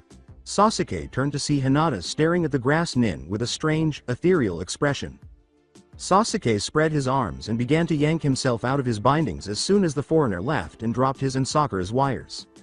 However, his haste caused his legs to become even more tangled. He made a few hand signs before spitting a stream of something dark blue, which Hinata tried in vain to avoid while still bound by wire. The dark-haired ninja had taken no time at all to create the hand signals for the ever-impressive fireball technique, but Sasuke noticed the smell of gasoline right away and threw what he could at them. After freeing one hand, Hinata threw another barrage of weapons at the grass nin and flinched away as the fire struck. She let out a scream with a smile on their faces. The grass nin let go of the wire, letting Hinata fall to the ground and try to roll to extinguish the flames, but it was useless because she was covered in gasoline. Sakura sat, stunned and in tears, watching the flames while Sasuke kicked the wire off of himself for at least 30 seconds while Hinata burned. "It cooed. How do you stop it? It seems you're lacking a fire blanket." A little silly, Sasuke, given all the techniques your clan teaches to make things combust. "Smother it." The whisper hardly made an impression before Hinata's now motionless body was covered in a massive pile of dirt. The grass nin's caustic clapping took the place of the sound of fire. Sakura's hands dropped from the seal that had caused the earth to move, and Sasuke turned to face her. The foreign nin looked Sakura in the eye once more, and this time, Sakura did pass out while still partially bound in wire. Impressive, for such scared prey. Now, night-night. Sasuke looked back at the mound of dirt. Hinata couldn't breathe under that if the fire couldn't. When slightly less than 3/4 of the dirt pile moved away, he frowned and mimicked the seals Sakura used. Hinata's hair was gone, her clothing was mostly ash, and her skin was a jumble of red and black with tiny crisscrossing patterns from the wire, but it was still enough to see her. He turned to face the nin and jumped back when he realized they were much closer than he had initially believed. "Sasuke Uchiha. You all are not what I expected." The mask-like cover came off and they made quiet stretching and splitting noises as they grabbed their face with a raised hand. One finger slipping into their eyelid and pulling down. The cheekbones were much more defined, the new skin was white, and the mouth was full of sharp, inhuman teeth. The eyes also changed. They now glinted yellow and had pupil slits, just like Naruto's. "You're a demon?" Almost, the crazy smile had returned, and this new face gave off a much more manly vibe. This might tickle. Determined to at least scratch the jerk before he was killed, Sasuke bounded forward when he was within reach. Whoever it was grabbed him, and the murderous intent grew once more. He turned his head away from another genjutsu, but to his surprise, all he felt was a slight tickle of his hair and a sharp pressure on his neck. Before they jumped away, the spot on his neck instantly started to burn. Clasping his neck, he sounded out, "What did you do?" I'm making you an offer to join up with me, and achieve your goal of revenge that much sooner. Sasuke could only recall a few instances in his life where he had been so taken aback by the sheer stupidity of human nature he thought about yelling, "You just burned my teammate." However, he didn't want to move his jaw further because it was making his neck pain worse and making him feel lightheaded. Why was the neck always involved? They indicated the location of Hinata's body, suggesting that the stranger understood. Look. Sasuke turned to look at Hinata once more. Her skin was returning piece by piece, her arms appeared less medium rare, and her hair was coming back together. Sasuke was shocked by the tears that were stinging his eyes and said, "Konoha's keeping as much of it as they can a secret. I see. Then again, they're ignorant about the divine arts, so maybe it's not even on purpose. Sasuke Uchiha will be in touch." Before he heard movement to his right, he sat there and watched Hinata regenerate. "Sasuke?" he asked, turning. Sakura was shakily making her way to her legs while gazing at them both. "How long have we been here?" His vision began to turn black. "Sasuke? After the bridge, at least I can rely on her to do it correctly." His neck ached. Damn it, Sakura was unsure of whether she was happy that she knew how to handle this situation or unhappy that she had to deal with it twice. As she worked, it was helpful to recite the facts. Both Hinata and Sasuke were unconscious. Sasuke was fine except for having a fever and a chakra that felt abnormally elevated for someone who was out. Hinata was still completely covered in burns when Sakura reached her.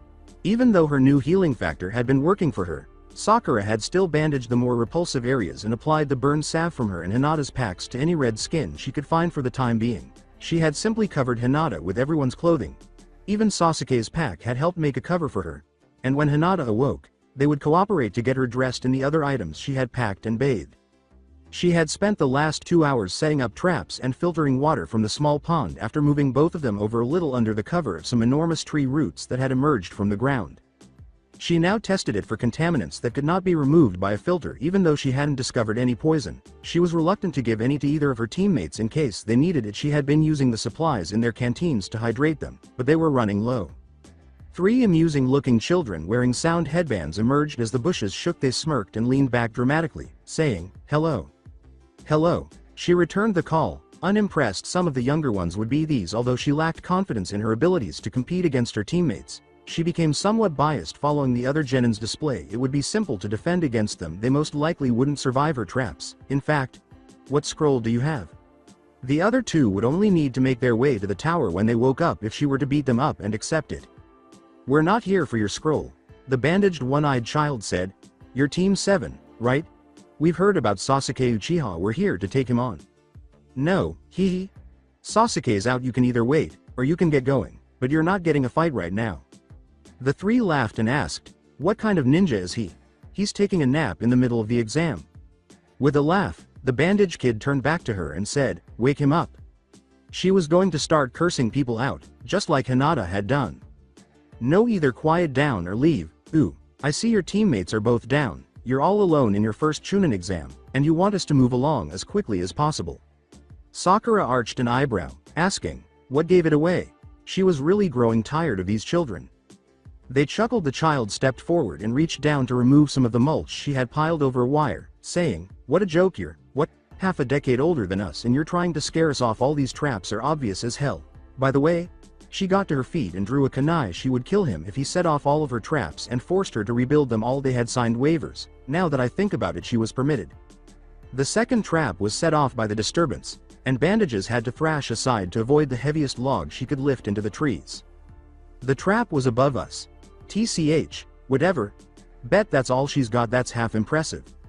They moved forward all right. They appeared to be relatively inexperienced, and there were 3 of them. It was crucial to keep Sasuke out of their reach because they were pursuing him. Perhaps Hinata could relax on that side since they most likely didn't know who she was. Furthermore, Hinata was reportedly recuperating from her burns quite well, so whatever. Sakura extracted another kunai and pushed her hair out of her eyes.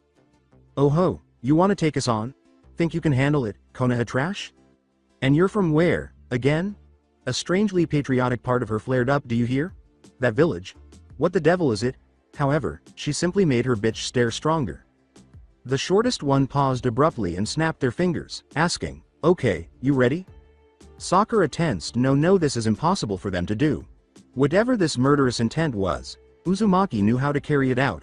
They knew how to defeat whoever they just faced, and they were at least Junin level. It should be impossible for 12-year-olds to use this super-enhanced killer intent. It was unsettling even though it was far below the level of Uzumaki or whatever they had just witnessed. Sakura concentrated on the fact that Naruto's chakra was worse than this. It was far from it. She might be able to handle this. Ha ha ha. See how she just froze. I love how they do that. You big villages all think that because Sound's a newbie, we don't have anything that you should be afraid of. Good for Sound. The name is still awful. Hinata rolled to Sakura's side. Out of her line of sight was it the energy that kept her awake. She couldn't be completely conscious because if she were, she would simply keep breathing normally until she realized where she was. Even if she was the last person to die, she would at least know. Sakura's eyes instantly turned to the person who had thrown the kunai as it whizzed past her face. It was a lazy throw. Kakashi always threw much more precisely, and Sasuke always threw much harder. However, they most likely only wanted to force her to run around, not even to harm her for authenticity. She tried to force a few tears to fall from her eyes while maintaining a terrified expression. She was mostly cried out after earlier, so it didn't really work. That's how you guys are gonna die, like rabbits. It's interesting that this wasn't as horrible. It was awful, but it was nothing like Uzumaki's and not at all like what they had just experienced with the person who had killed Hinata. She could have caught another kunai that flew by her so slowly. Hey, stop wasting weapons. She's too scared to move. Just go around her and wake him up. Look. One of them's awake. That's not Sasuke. It seems safe to Sakura to look. Oh, I'm sorry. Hinata's skin was a fiery pink. Her ability to heal is truly remarkable. Sakura pondered the necessary conditions for Hinata's permanent death. What the he? This was the intent to kill that adults employed. None of it was aimed at Sakura, but she could sense it, or at least the essence of it. The three children who had decided to wake her up were the target of the full load of it. One of them just turned over and threw up. The combination of the gory imagery and the obvious desire to kill made Sakura's stomach turn, but she controlled it and chose to kneel on the ground slowly rather than throw up. The one child who didn't appear to be particularly disturbed pondered, there's not supposed to be one of these in the exam. When all of Hinata's energy was released, Sasuke started to wake up, and Sakura heard him moan in an attempt to avoid making eye contact with the expressionless Hinata, who was silently assessing the three. She crawled slowly over to him. Sasuke moaned, "Sakura, what's happening?" 12-year-olds. He didn't need to know that the 12-year-olds had caused her anxiety. One of the children called and asked, "How do we kill it?" Didn't you feel that? That thing's got a crazy contract. We can't fight it right now. It looks half dead already. I don't care, let's go. Through the bushes, they turned and vanished. Hinata looked at Sasuke and herself. She needs meat. Sakura turned her wide-eyed gaze to Sasuke. What? Uzumaki, when he got all his insides taken out in Wave, he ate half the forest, remember? She needs meat. Hinata stepped into the trees and away from them. Sakura swore. Sasuke said, "Go make sure she doesn't fall off a cliff," while he sat up slowly and massaged his neck. "But I won't go anywhere, just get her fed and bring her back." Sakura nodded and bit her lip before chasing after Hinata. Kiba had never given much thought to how fortunate he was to have never lost a close relative, but it's likely that his uncle was getting pretty there. Perhaps we shouldn't be considering that at the moment. Since they'd taken the break, Akamaru hadn't woken up, but he wasn't too concerned. Shino was also fast asleep. Kiba was unable to sleep. Suika had passed away 4 hours prior. It was stupid. It was so stupid he had lost his teammate for a fucking scroll, since neither of them believed Kiba could prevent himself from tearing it apart if he was the one who had to hold onto it. The foolish thing was currently inside Shino's jacket, all covered in bugs. Naturally, they had the team that did it. Suika had said, "Get him back for me," as if it were a bad arm wrestling match and not her life, but they had succeeded. They were from Cloud and were about a year younger up until now. Kiba had never killed anyone. It was unusual after experiencing an adrenaline rush. You simply persevered until it came time to start.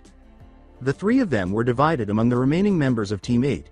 Kiba defeated one, Shiba defeated another, and Akamaru actually fared fairly well on his own, receiving only a few stab wounds from the girl, the smallest member of that team, who was injured by the dog before being mauled. Akamaru was just solid muscle, built for charging, biting, and pulling heavy objects. The Inuzuka had a few speed-oriented dogs and a few adorable little ones that were clever enough to climb into purses and packs and bring back whatever it was that they were told to steal. He had always enjoyed the fact that Akamaru would eventually outweigh him and, depending on the limb, be able to bite with enough force to break a bone. Akamaru had never before consumed human flesh. It was a day to try new things, he could say. He could hear some soft footsteps and low voices coming from the front. Two figures appeared slowly. Their headbands displayed the leaf symbol. When he squinted, they should have been careful not to try anything with their own village. Hey.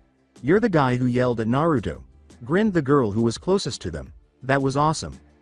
The fact that it was her, the girl who had also yelled during the exam, made his heart skip a beat. He'd been referring to her as the sports bra girl in private. She also didn't look very good even across the fair distance between them. She smelled like she'd showered in gasoline and been barbecuing all day, and he could see a number of scars on her that the fluorescent lights in the exam room hadn't been able to show very well in the last light. In particular, sports bra girl's teammate appeared agitated. Most likely, they were cautious about any potential traps they might have set up. Kiba hadn't he ought to have, but at this point, they weren't really thinking clearly. The other girl, giving him a suspicious look, said, Hinata, come on, we need to keep moving, we've got to get back to camp. Therefore, he and Shino weren't the only ones currently taking a break again. Which team were they? Still, she turned away from them and headed back in the direction they had been heading. What, Sasuke can't handle himself for half a second? She asked. Pulling himself from his uncomfortable laying position, Shino said, You're Sasuke Uchiha's teammates. It would be unwise to leave him alone for a long period of time. Why? Because the Uchiha name is well known, and fame would make him a target here. Thank you, mentioned Hinata's teammate. Yes, very good. See, even they think we should get back to him. Sports bra girl turned to Shino and said, Yeah. This is Sakura, and I'm Hinata. You guys are Konoha, right? I thought because of the dog Inuzuka, she said. He gave a nod.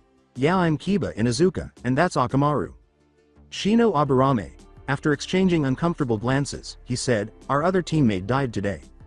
When you heard something like that, both girls froze in that solemn manner. I'm sorry. You didn't do it. With an awkward attempt, Hinata asked, Did you get him back?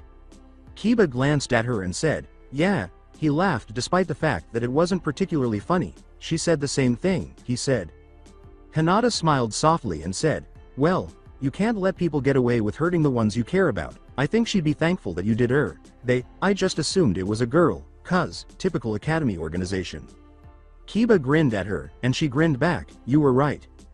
Don't let her down, Kay. With her watching over you, you guys got this exam in the bag. Absolutely, she was really quite attractive. Her hair was extremely shiny in the light, but it could have been anything that made her smell like burnt gasoline, similar to murky water. Although she didn't want to come across as insensitive, her teammate behind Hinata shifted and made awkward eye contact with her, letting her know that they should actually be leaving. Kay, I guess we gotta take off. Wait, said Shino. They all looked at him. About half a mile in that direction, there is a team in possession of both scrolls who have settled down to camp for the night. If you needed a scroll, they would be a good target. Why? Because by all appearances, they're very inexperienced. Their offense is mainly poisons and gas bombs. I'm not aware of the defense, but many of their traps are wire activated. Kiba gazed. For what reason had he sent out bugs to scout? How could he have shared all this information without creating a swarm in the first place? After blinking, the two girls grinned broadly at Shino. Thanks, that really helps us out. Shino, Ed Kiba leaned back against the tree he had been hunched against earlier. After they had moved out of hearing range, Shino dropped back to the floor. Should we start a fire? Shino remained silent as Kiba was about to pass out. Shino interrupted, saying, Suika would probably approve. Why? Because Hinata seems like a person very suited to you. What are you talking about? You are attracted to her. Your pheromones. Just stop. Not the time. Should I gather firewood or not? Kiba missed it. If Shino answered, he closed his eyes, wrapped his fingers around a kunai handle, and acted as though he had actually placed some traps in the area. Naruto was able to inform Hinata's team that they had passed the test after a little nagging Anko about who was in charge of what, and offering what ended up being an entirely needless bribe to some entry-level chunin who detested his job of arranging who came out for which team. Kakashi had taken Sasuke away to attend to an injury that had occurred during the exam. As soon as that was decided, Sakura had presumably gone off to find the rooms for the early exam finishers, while Hinata had slouched against him, smelling like a car crash, pushed her tongue down his throat, and then demanded to know where the showers were and whether he was staying at home or if he had a room in the building that they would share. Which led them to this point when his hand was close enough to her shoulder for her to grab it. Hinata purred. This is nice. She kissed his palm before letting go so he could continue pressing his knuckles into her back muscles. I like this good boyfriend. Anko said she doesn't care, but if we irritate her, Naruto shushed her. Can you go a little to the perfect wad you just say? He let out a sigh. Just keep it down, Kay. Hinata laughed, leaned back until she was nestled against him, a little awkwardly, and kissed his jugular. If I helped you get it up, would Anko disqualify me? She asked. Dunno ya do anything to piss her off. Don't think so. She seemed a little on edge when I saw her in the lobby, though. Naruto gave a nod. I think something bad happened during the exam which, I actually wanted to talk to you about. Hinata remained silent which, in most cases, was not encouraging. Did anything happen during the exam? To you? You smell a little? I showered. No, not like that. You smell stressed. I was hoping the massage would help, but... With a scowl, Hinata turned to face him, her nose protruding his neck for a few moments. He listened to her sniffing him. I died. To be honest, he was a little mad at himself for constantly losing control like that. Whenever the topic of her death was brought up, she jumped at the sudden release of chakra. At that point, to be honest, he was fairly certain that he wouldn't be able to remain composed if it occurred in front of him, again. But at least talking about it shouldn't result in such a dramatic reaction. However, it's shocking that she said it so coolly and that someone had. She shoved his arms away and climbed up to sit in his lap, her white, soft skin extending over his legs on either side of his waist. Naruto. Stop it, that's a lot of killer intent. There's genin around us that probably aren't used to it. Naruto. She had fucking died again.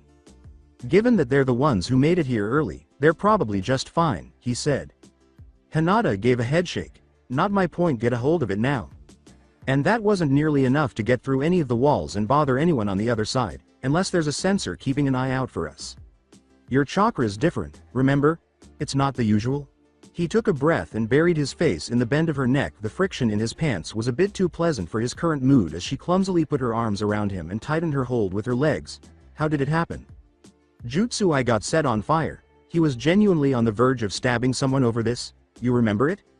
Yeah, it's weird, I can't remember the bridge at all, but I can remember catching on fire and that whole thing. Who did it? Grass Nin. They did something to Sasuke, too. But Kakashi's got him, he'll be fine, I think. What was going to happen to Sasuke at this moment didn't really matter to Naruto. What happened to the Grass Nin? I'm not sure, I think they didn't fight like a genin. Don't you guys have surveillance cams? Did Anko saying anything? Not a damn word.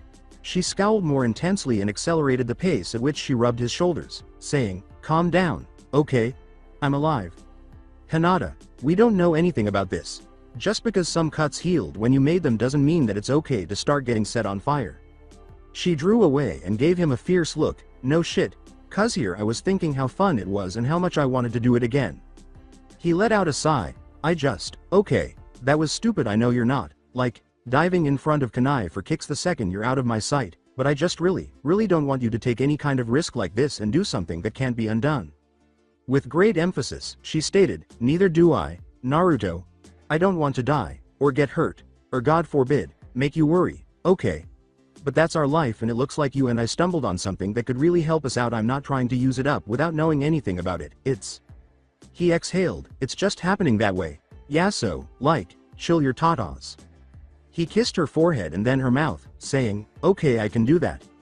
With her cool fingers in his hair, Hinata shifted in his lap once more, sagging forward until her breasts were against his chest. She then gave him a few slow kisses. You taste good. Deliberately shifting her weight back, she pushed her tongue past his lips and began circling it around his, pressing the apex of her thighs against his. He could smell her becoming more aroused by the way they were rubbing against each other, and he could feel her warmth through his clothing. When she bounced in his lap, Naruto muttered, this isn't what I was planning, and took a sharp breath, which made him feel even more lightheaded from the hit of her delicious scent. Hinata bounced once more and whispered, this is stress relief.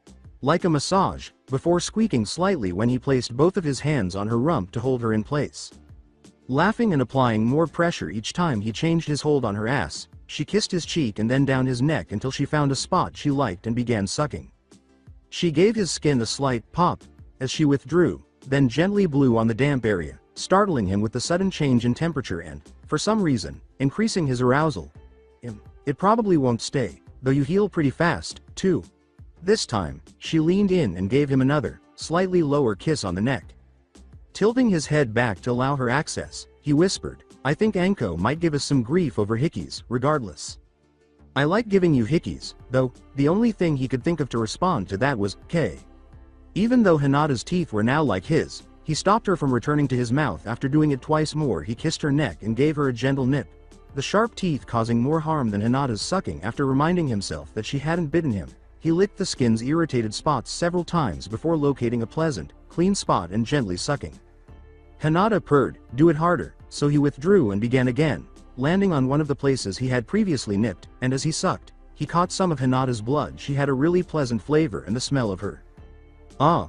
He thought he had hurt her when she yelled, so he pulled away and stared at her until he realized one of his hands was securely gripping her breast. She took his hand and put it back after he sheepishly took it off. I like to keep touching me, so he did. It had been an hour or so since the spot on Sasuke's neck had hurt.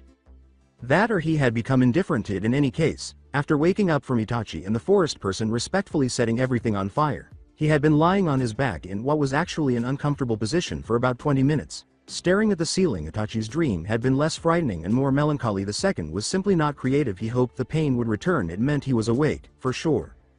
His stomach rumbled. He had eaten in the forest for a short while, but he hadn't even smelled food since he'd entered the building. There were a number of pamphlets with basic floor plans in the corner of his room. For some reason, it took 15 minutes to decide whether or not to get up and look at the map.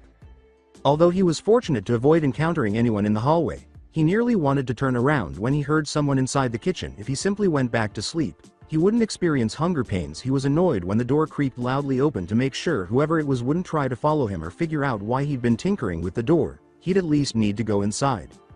Oh hey, Sasuke, Uzumaki was the only one present. I'm grateful. Wow, you're up early. After giving a friendly nod, he approached the kettle.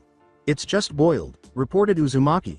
I got into the habit, since Hinata likes her coffee, but after I put it on I realized she wasn't here. Which benefited everyone greatly. Sasuke, mostly more tranquil, and he immediately got tea. Sugar, coffee, and breakfast tea were on the shelves. He discovered that the refrigerator was filled with divided trays that held the bare necessities. 2 carbohydrates, 1 vegetable, 1 protein, and 1 sweet. It's worse than being empty. Oh, yeah, those are awful. They're the same at every Chunin exam. I think there's one company that gives the villages the best deal on these, and that's why they keep reappearing. Food provided. Just means there'll be no space in the fridge for whatever you bring, Uzumaki said as he looked through a few plastic bags. With a frown, Sasuke took out a tray. He held up a tin of frozen dough and said, I'll let you have some if you help me with these. Sasuke thought about it. What are you making? Cinnamon rolls. Our oven's actual shit, so we haven't been able to make them for real for a while. Hinata doesn't even complain about the defrosted ones anymore, because she's gotten used to them. I'm worried. He grinned at himself. Sasuke's gaze shifted to the tray he held. He couldn't tell which lump was rice and which was meat because of the cellophane. Come on, it's not that hard. Find some bowls and spoons and stuff. I'll preheat the oven. 10 minutes later, Uzumaki had nearly run out of clean spoons due to his constant licking of the spoon he was using, and Sasuke's pants were covered in a mixture of sugar and cinnamon. Sucking sugar from his fingers, the blonde grabbed the roller and asked, does it say how thin the dough's supposed to be when we roll it out? While attempting to read and wipe his pants with a damp paper towel, Sasuke remarked, it just says make it 9 by 15 inches. Wash that roller. Huh? You licked your fingers? I didn't lick the roller? You licked your fingers, then touched the roller. Wash the roller. Despite his complaints, Uzumaki followed instructions which, Sasuke thought, would be a first. He was surprisingly less irritated than usual, though it wasn't a bad Chunin. Oh, did you put sugar on the pan after you greased it? No. Why? That's what you're supposed to do. It doesn't say to do it on here. You gotta sprinkle sugar. Otherwise the bottoms will be all plain in comparison to the rest of it. They have frosting on them. Anyway, they're already sweet. Which one of us has been making these since they were 10? Remind me again. Sasuke returned to the tray after waiting for Uzumaki to turn to face him and giving him a sternly irritated look. Yeah, you do that, but when you try one of these and end up taking, like, 5 back to your room, I'll be the one rolling my eyes. This time, Sasuke did roll his eyes. Uzumaki gave a snort. Where's the damn sugar? Uzumaki paused his motions over the dough and sighed, saying, all over your damn pants. You've still got questions about the bridge, right? Sasuke blinked. To be honest, he had been considering simply applying more pressure to Hinata regarding it. This was the last thing he expected the Chunin to say. After a long moment of silence, Uzumaki shook his head. Let's get these ready and then we can talk about it. After 70 minutes, 4 cups of tea, and 2.5 cinnamon rolls, Sasuke was thinking about everything he had just heard while observing the other nin replace a tray of perfectly browned rolls with raw ones. Uzumaki's emotional state after witnessing the murder of his girlfriend triggered a new ability, possibly a bloodline that no one was aware of because he was an orphan. This ability, which was associated with eating flesh, helped Hinata recover from a severe injury sustained on the bridge. Or after passing away had Hinata perished in the forest fire. He was unaware no chance to check had presented itself. However, Uzumaki's bloodline clearly kept up its good work. And, he remembered, that thing knows what it is that set her on fire. A demon? Not quite. The memory made the spot on his neck itch. Have you tested the limits of Hinata's healing? You've seen her recover from dying by fire, so that gives us a clue anyway. I'm not about to ask her to put herself through a meat grinder just to see what go back to normal and what won't. Thus, she had passed away. Sasuke flattened the side of the roll with the most sweetener on his tongue after tearing off another piece. This was enormous. Even if the user could only recover someone they had a close emotional connection to or someone who had passed away a few seconds earlier, a method that, aside from consuming meat to aid in recovery, could defeat mortality without requiring any lives or sacrifices in return. Uncomfortably, Uzumaki glanced around before beginning to wipe the icing sugar off the table. In addition to years of training, they have a secret ability. That thing, his neck ached from the memory, had claimed that Konoha was hiding something from him that some evil force outside of Konoha was aware of. I used to be in the academy when I was, like, 6. We might have been in the same class. Uzumaki thought about it. The unexpected news caused something inside Sasuke to twitch. Had he ever been that close to him? How come he hadn't noticed? I was, kinda an obnoxious kid and Hinata was really shy. Then we kinda reversed.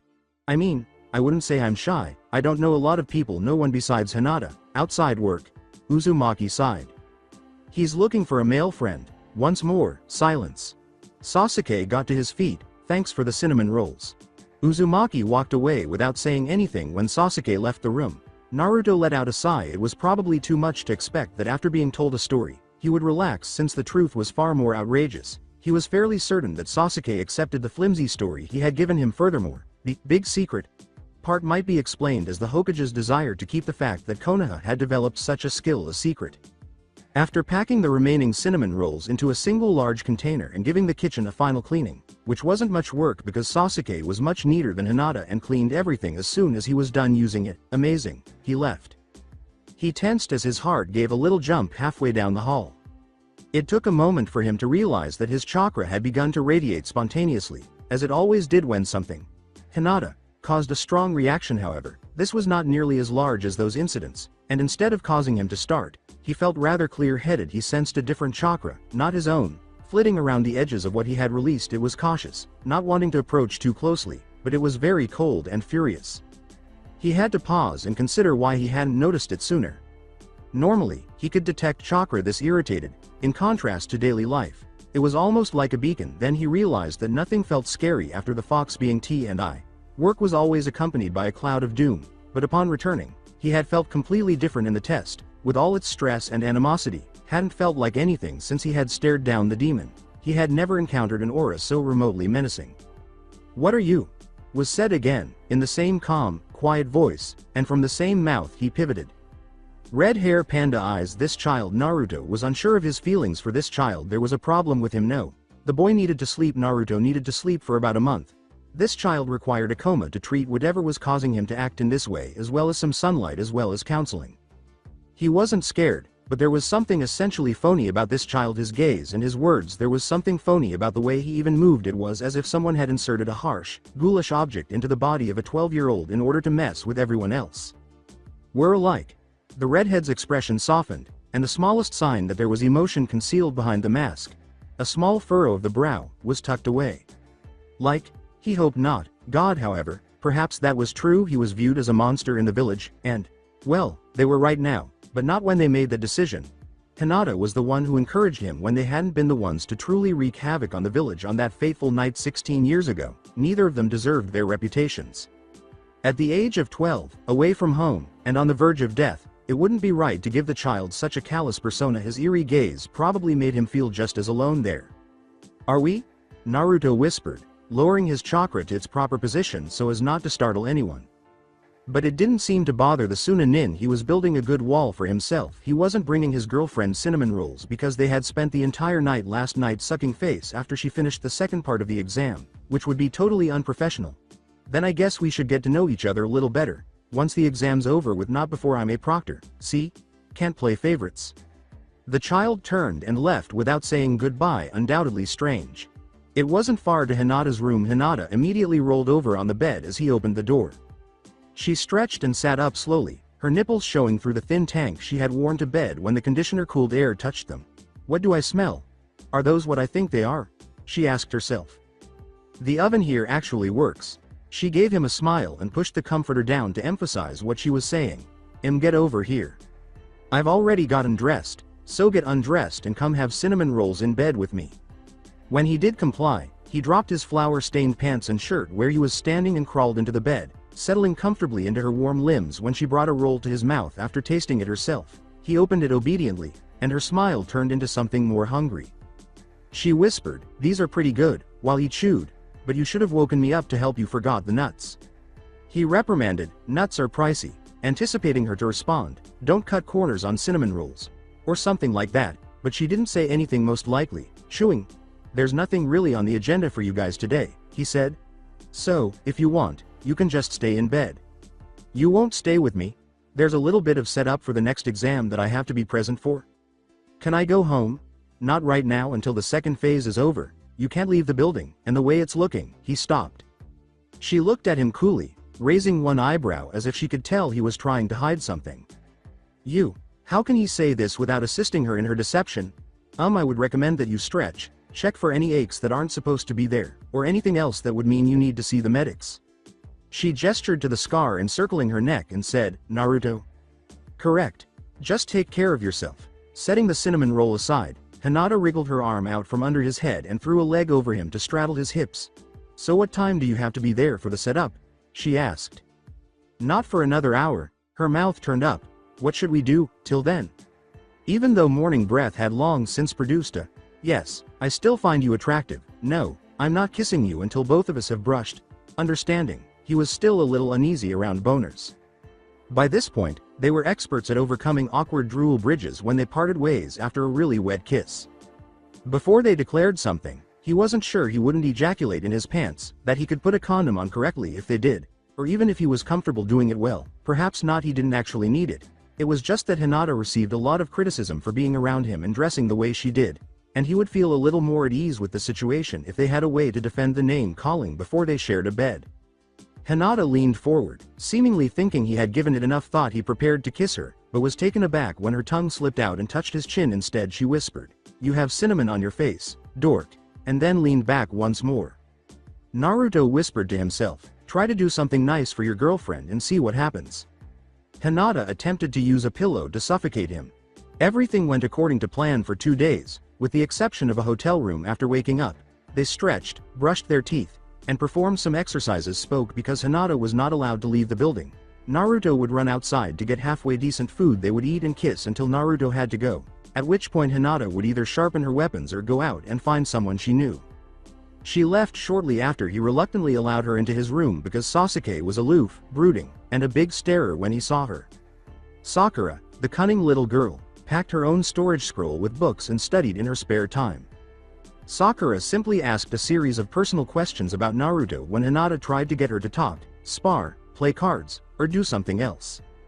These questions included what he ate, whether he had visited any of the small temples located throughout Konoha, and whether he ever appeared odd during particular moon phases. When Sakura began to inquire as to whether Naruto had a large sex drive, Hinata played along until she told her to shove it and returned to her own room to consider where Naruto's sex drive would fall on the spectrum. On the 4th day, Naruto returned to the room with some news and a salad with an egg on the side. She had mentioned that she was afraid of becoming overwhelmed by all the takeout. As she processed her veggies, he remarked, "There's going to be another challenge before you're free to go. There's too many genin who passed the second round, so we're having you pair up and fight each other to have the numbers." She inquired, "Who's my partner?" Randomly selected. "Tomorrow's stretch. Get rest." "Make out with me?" His nose wrinkled sharply at the salad. "Not after you've eaten that," he said. Grumbling, she said, "I'll brush my teeth, spinach and toothpaste." "You're right, I would be missing out." She hurled a pillow in his direction before he could bring it closer to him with his foot. She grabbed the one he'd thrown at her after he caught it and sent it back. "Wait." He placed the salad on the floor to prevent it from being disturbed by their bouncing, giving her the opportunity to reposition herself and push him down onto the bed when he straightened up once more. Every time she got onto him, he relaxed, and she liked that. He used to get tense around her back when he first started working at T&I, but after several date nights and peaceful evenings of kissing, cuddling, and massages, she was happy to report that she had the opposite effect. It would have been hell for his cravings, and she could now speculate that it might have been her scent, which was all fleshy and hormonal and such. It was kind of tempting for her to get a taste every time she got cut that would be unsuitable and would undoubtedly frighten him, but it was nothing compared to when Naruto got a scratch. He always smelled amazing, and the smell of his blood was infinitely more delicious than hers. She was a little alarmed as well, but she convinced herself that it was due to her cravings and that Naruto's blood would naturally be even better because he always smelled so wonderful. She returned his smile and asked, "Were you serious about no kissing? You have spinach in your teeth." She climbed off and said, "Bite me," while tonguing for leaves. "That's something I won't mind." Knock, knock, Kakashi called out, "Excuse me," from the other side of the door. "Sorry to interrupt the dry humping, but I was wondering if I could have a word with Hinata." "Beet red," Naruto exclaimed. "We weren't." Then Hinata called, "There were fluids." He gave her a scowl after giving him a cheek kiss. She slipped off the bed. Compared to the last time she had seen him, Kakashi looked much better. The main thing was that he was cheerful and well rested, though that could have just been because he had gotten to make the two of them look foolish. Silently, "Good to see you in one piece," he said. "You, too." He turned suddenly and went down the hall to the stairs, saying, "Come with me." She tried to ask him what this was about, but he refused, so she was about to grab him and force him to talk.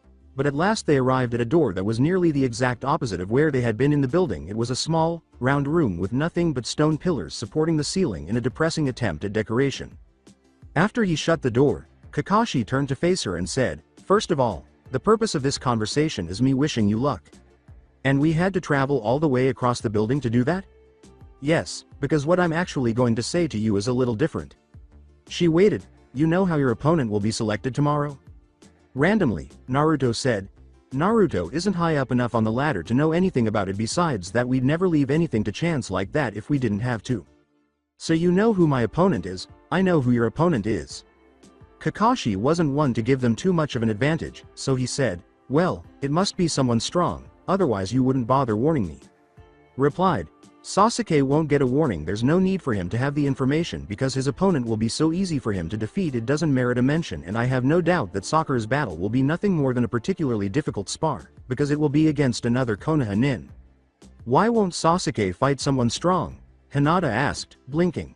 "In the last round of the Chunin exams, Sasuke and Gaara of the Sand are the main attraction since they both have to make it to the end. The judges assigned them opponents they believed would be simple to defeat. However, they have no idea how difficult it is for Gaara. Anyway, like I said, the final round of the Chunin exams is a crowd pleaser." Kakashi looked at her. "No one wants to see the same act over and over again." "But all of Team 7 trained under you, so wouldn't that make us intriguing enough to advance against weak opponents?" Hinata scowled. "Not in comparison to everyone else taking the tests now. In any case, I wasn't referring to that. Sure, Sasuke's training under me makes him more appealing, but the Sharingan is what everyone wants to see when compared to outsiders. They wish to observe how clan tactics and bloodlines appear your rival." "Don't tell me, Hinata. I have faith in you, but you are not far enough along in your training." "Do you want me to give up? Did Anko explain my ordeal in the forest to you?" "No and no, I'm not regular. Prunes help with that."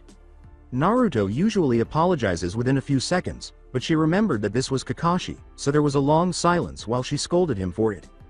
"You are aware that Wave accelerated my recovery? I'm hoping this doesn't indicate you've been taking unwarranted chances. Why do people always act as though I'm an adrenaline addict? No, I never took any unnecessary risks, but I did die because of a spooky jerk in the forest. I was burned until I perished after being set on fire. Sasuke was present, as you can ask him, and everything was destroyed, including my skin and hair." "Hinata, you say ruined as if it were a tablecloth. This is your body." "However, I survived and got better. I believe I can recover from any organ damage my dear cousin might cause if I can rise from a pile of ashes." "And Kakashi, I'm furious that you would want me to forfeit." Since she had declared her death, Kakashi's tone had become solemn. "I would never suggest that you forfeit. I brought this up to you for two reasons. First, I hoped that by giving you a heads up, you would have more time to remember moves outside of the Gentle Fist that you may have learned since we started studying. You depend on Gentle Fist far too much, Hinata, despite the fact that you haven't thoroughly studied it for 3 years or more." She said, blinking. "You've never mentioned that before. I made that error. I have reasons for not working with you sooner, but I know I could have at least said something, and now I'm dragging you down here and saying it behind your back the night before. How embarrassing that after hating her family for more than a decade, she has no unique techniques to show for it." "I'm sorry. I won't be irreparably damaged, I promise. You're fine. He wasn't, but Hinata didn't feel like letting Kakashi have a pity party because she had her battle coming up. However, I'm not giving up. I'm glad. Kakashi grinned. I can at least say I taught my students not to give up. Hinata sighed and said, I suppose this can serve as a lesson to not take things for granted. Will you teach me more styles after this? Absolutely. Lying in her room while Naruto ran around getting her belongings simply allowed her to stew in her guilt. I have to stop relying on others for everything. The bills. Well, I should hope you'll rely on me a little, Kakashi said with a steady smile. Your teacher is me. Additionally, without a model, it is impossible to learn the forms. She shrugged and said, no, I don't mean like that, it's nothing. If that's the problem, you're perfectly capable of doing anything you want on your own. You realize that even though Naruto provides for you, that doesn't give him the authority to. That's exactly what it is. Before she could stop herself, she said, he's not controlling me in any way, but he's been pushing out a lot of money, and I hadn't even considered it before. I believe his constant stress is an attempt to keep us afloat while I'm not producing anything. Kakashi blinked. I'll say it again. You're perfectly capable of doing anything you want, by yourself. I won't mind if you occasionally depart from us for extended periods of time to finish missions by yourself, because Team 7 will be going on more missions in the future because of the age difference. People seem to trust 16-year-olds more than 12-year-olds, even though she was certain that 12-year-olds were far more responsible than she was now in her case. It was a strange coming of age. A genin from Konoha would be accepted for a lot more than a genin from another country. I guess that's doable, alright. Otherwise, good night and good luck this time, really. Neji could barely contain his disgust as his cousin looked at Uzumaki once more. For one thing, he had no idea what kind of relationship Hanabi had with Hinata, and he'd rather avoid both than be associated with the latter. For another, Hiyashi was now notoriously strict with the new heir after the fiasco of the first, and it would be more trouble than it was worth to be on speaking terms with her. Nevertheless, he tried to avoid becoming too close to either of them, even though the new Hyuga heir and his younger cousin were a noticeable improvement over her older sister. The idea of having a conversation with her sister was absurd. Hinata Uzumaki had done everything in her power to ruin her reputation from an early age, and she only kept doing so. For instance, she should have been listening to announcements and acting as a composed example of the morality of Konoha's troops, but instead she chose to glare at the boy who had taken her in. Thankfully, Uzumaki was ignoring her and instead focused on all the other Chunin wannabes, arms locked behind his back, feet shoulder-length apart, back straight, etc. The epitome of professionalism. In spite of this, he had no problem with Uzumaki other than the fact that the boy had somehow managed to turn over half the village against him, graduated, joined a department, and advanced in rank before Neji himself. However, no one had ever mentioned any specific reasons why Uzumaki was so unpopular, so Neji suspected that he was just the son of some very dishonorable parents that no one wanted to bring up. He couldn't fathom why the boy remained with her. Given her status and skill, it was clear that he gave all of the money, and Hinata, at best, entertained. The sort wasn't difficult to figure out. Her attire and demeanor were blatantly vulgar, and Neji assumed that some people found that appealing regardless of the kind of persona they presented to the world. Uzumaki appeared tidy, cautious, and exhausted but not careless, and he would say that all that attention might need an outlet, which his harlot cousin would be happy to provide, since she never seemed to focus on anything but Uzumaki. Uzumaki followed Hayate Gecko, the official proctor for this round, as he quickly explained the rules of the fights before slowly making his way up the stairs to the observation balcony.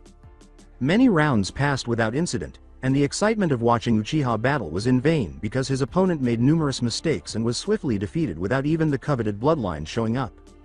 His lip curled as Hinata's name appeared next to his on the screen. What a waste of time. It was absurd. His cousin was almost an adult in a room full of children, and she knew she was going to be beaten in front of them. She would not even quickly forfeit to save everyone the trouble and declare the surrender aloud, even though she had the makings of a strong stance. Uzumaki leaned forward in the balcony, focused on the two of them.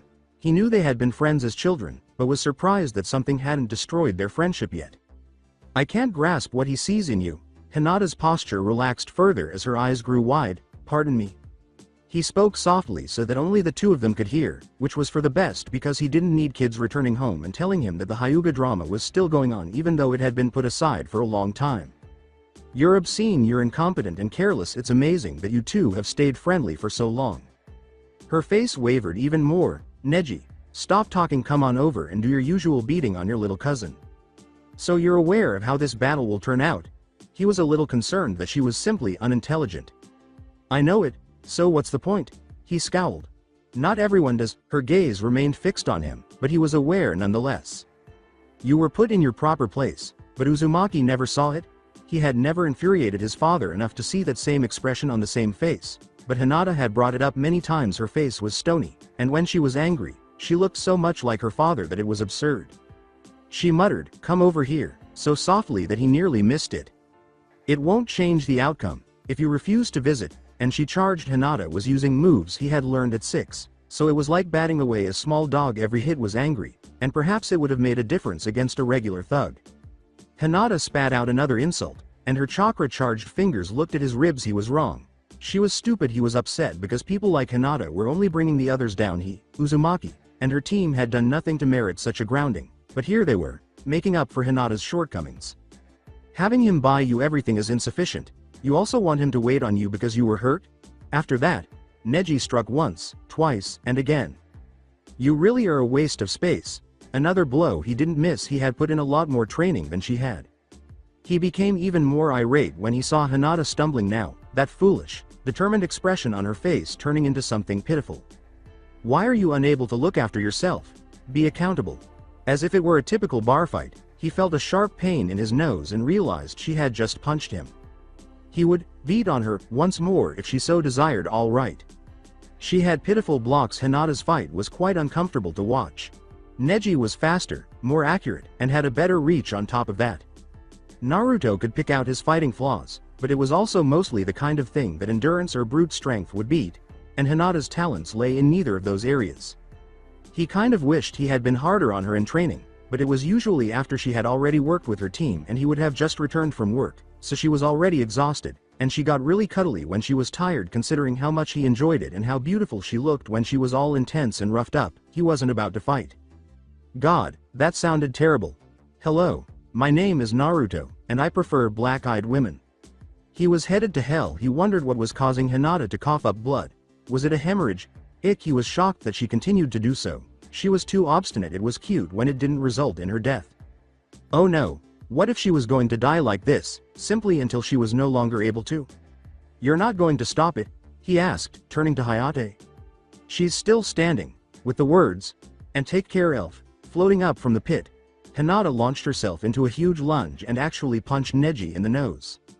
No matter how much of a little shit Neji was, don't clap. They continued to move forward, with Hinata repeatedly blocking and attempting to parry Neji's advances until Hinata abruptly jerked her hand away, allowing Neji to quickly take advantage and thrust his palm directly against her chest. Hinata then hacked out more red and fell backwards. Hayate, Naruto, I'm disqualifying her if you say anything else. Look, she's getting up again anyhow. He stopped talking after Hinata stumbled and continued punching, and Neji took hold of her arm, darkening the tiny marks Naruto had assumed were bruises. What are those? Hayate whispered in his ear. Chakra openings, he replied in a whisper, and they hurt like hell when they're blocked. Constipation of the chakra, huh? Shit, she's getting her ass handed to her, said Anko, who was standing behind him, leaning forward on the railing and watching blankly. Neji didn't hesitate to take advantage of Hinata's proximity, pulling her forward to give her a blow to the back and pushing her against the concrete. He wanted to defend her, but Anko wasn't exactly incorrect. Hey, isn't it time she died? That's the third time her heart has been struck directly, inquired Anko. Really? Hayate blinked. Are you serious?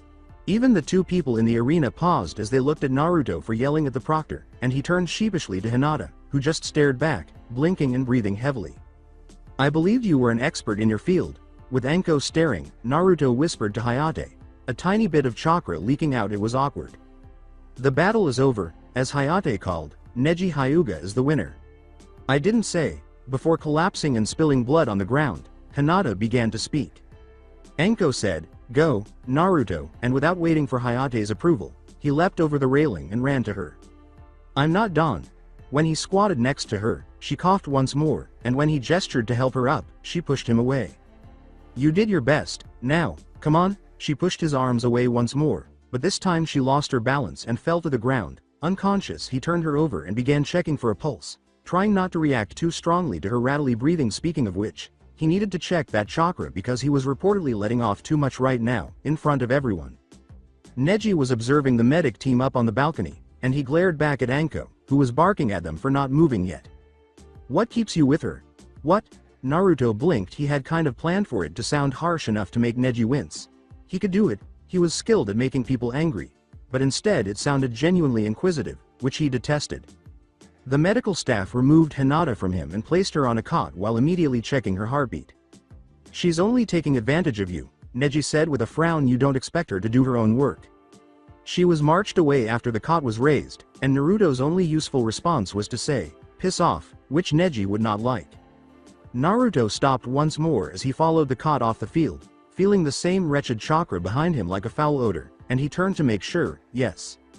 Sasuke was staring at him. Sakura was trembling, and Naruto realized that more than a few people were watching him. The panda kid was watching him again, his eyes wide and crazed, and he wondered what the hell he'd done now to get his attention. Grimly, Anko approached him after jumping down from the balcony to yell more at the medics. "We need to talk about your chakra."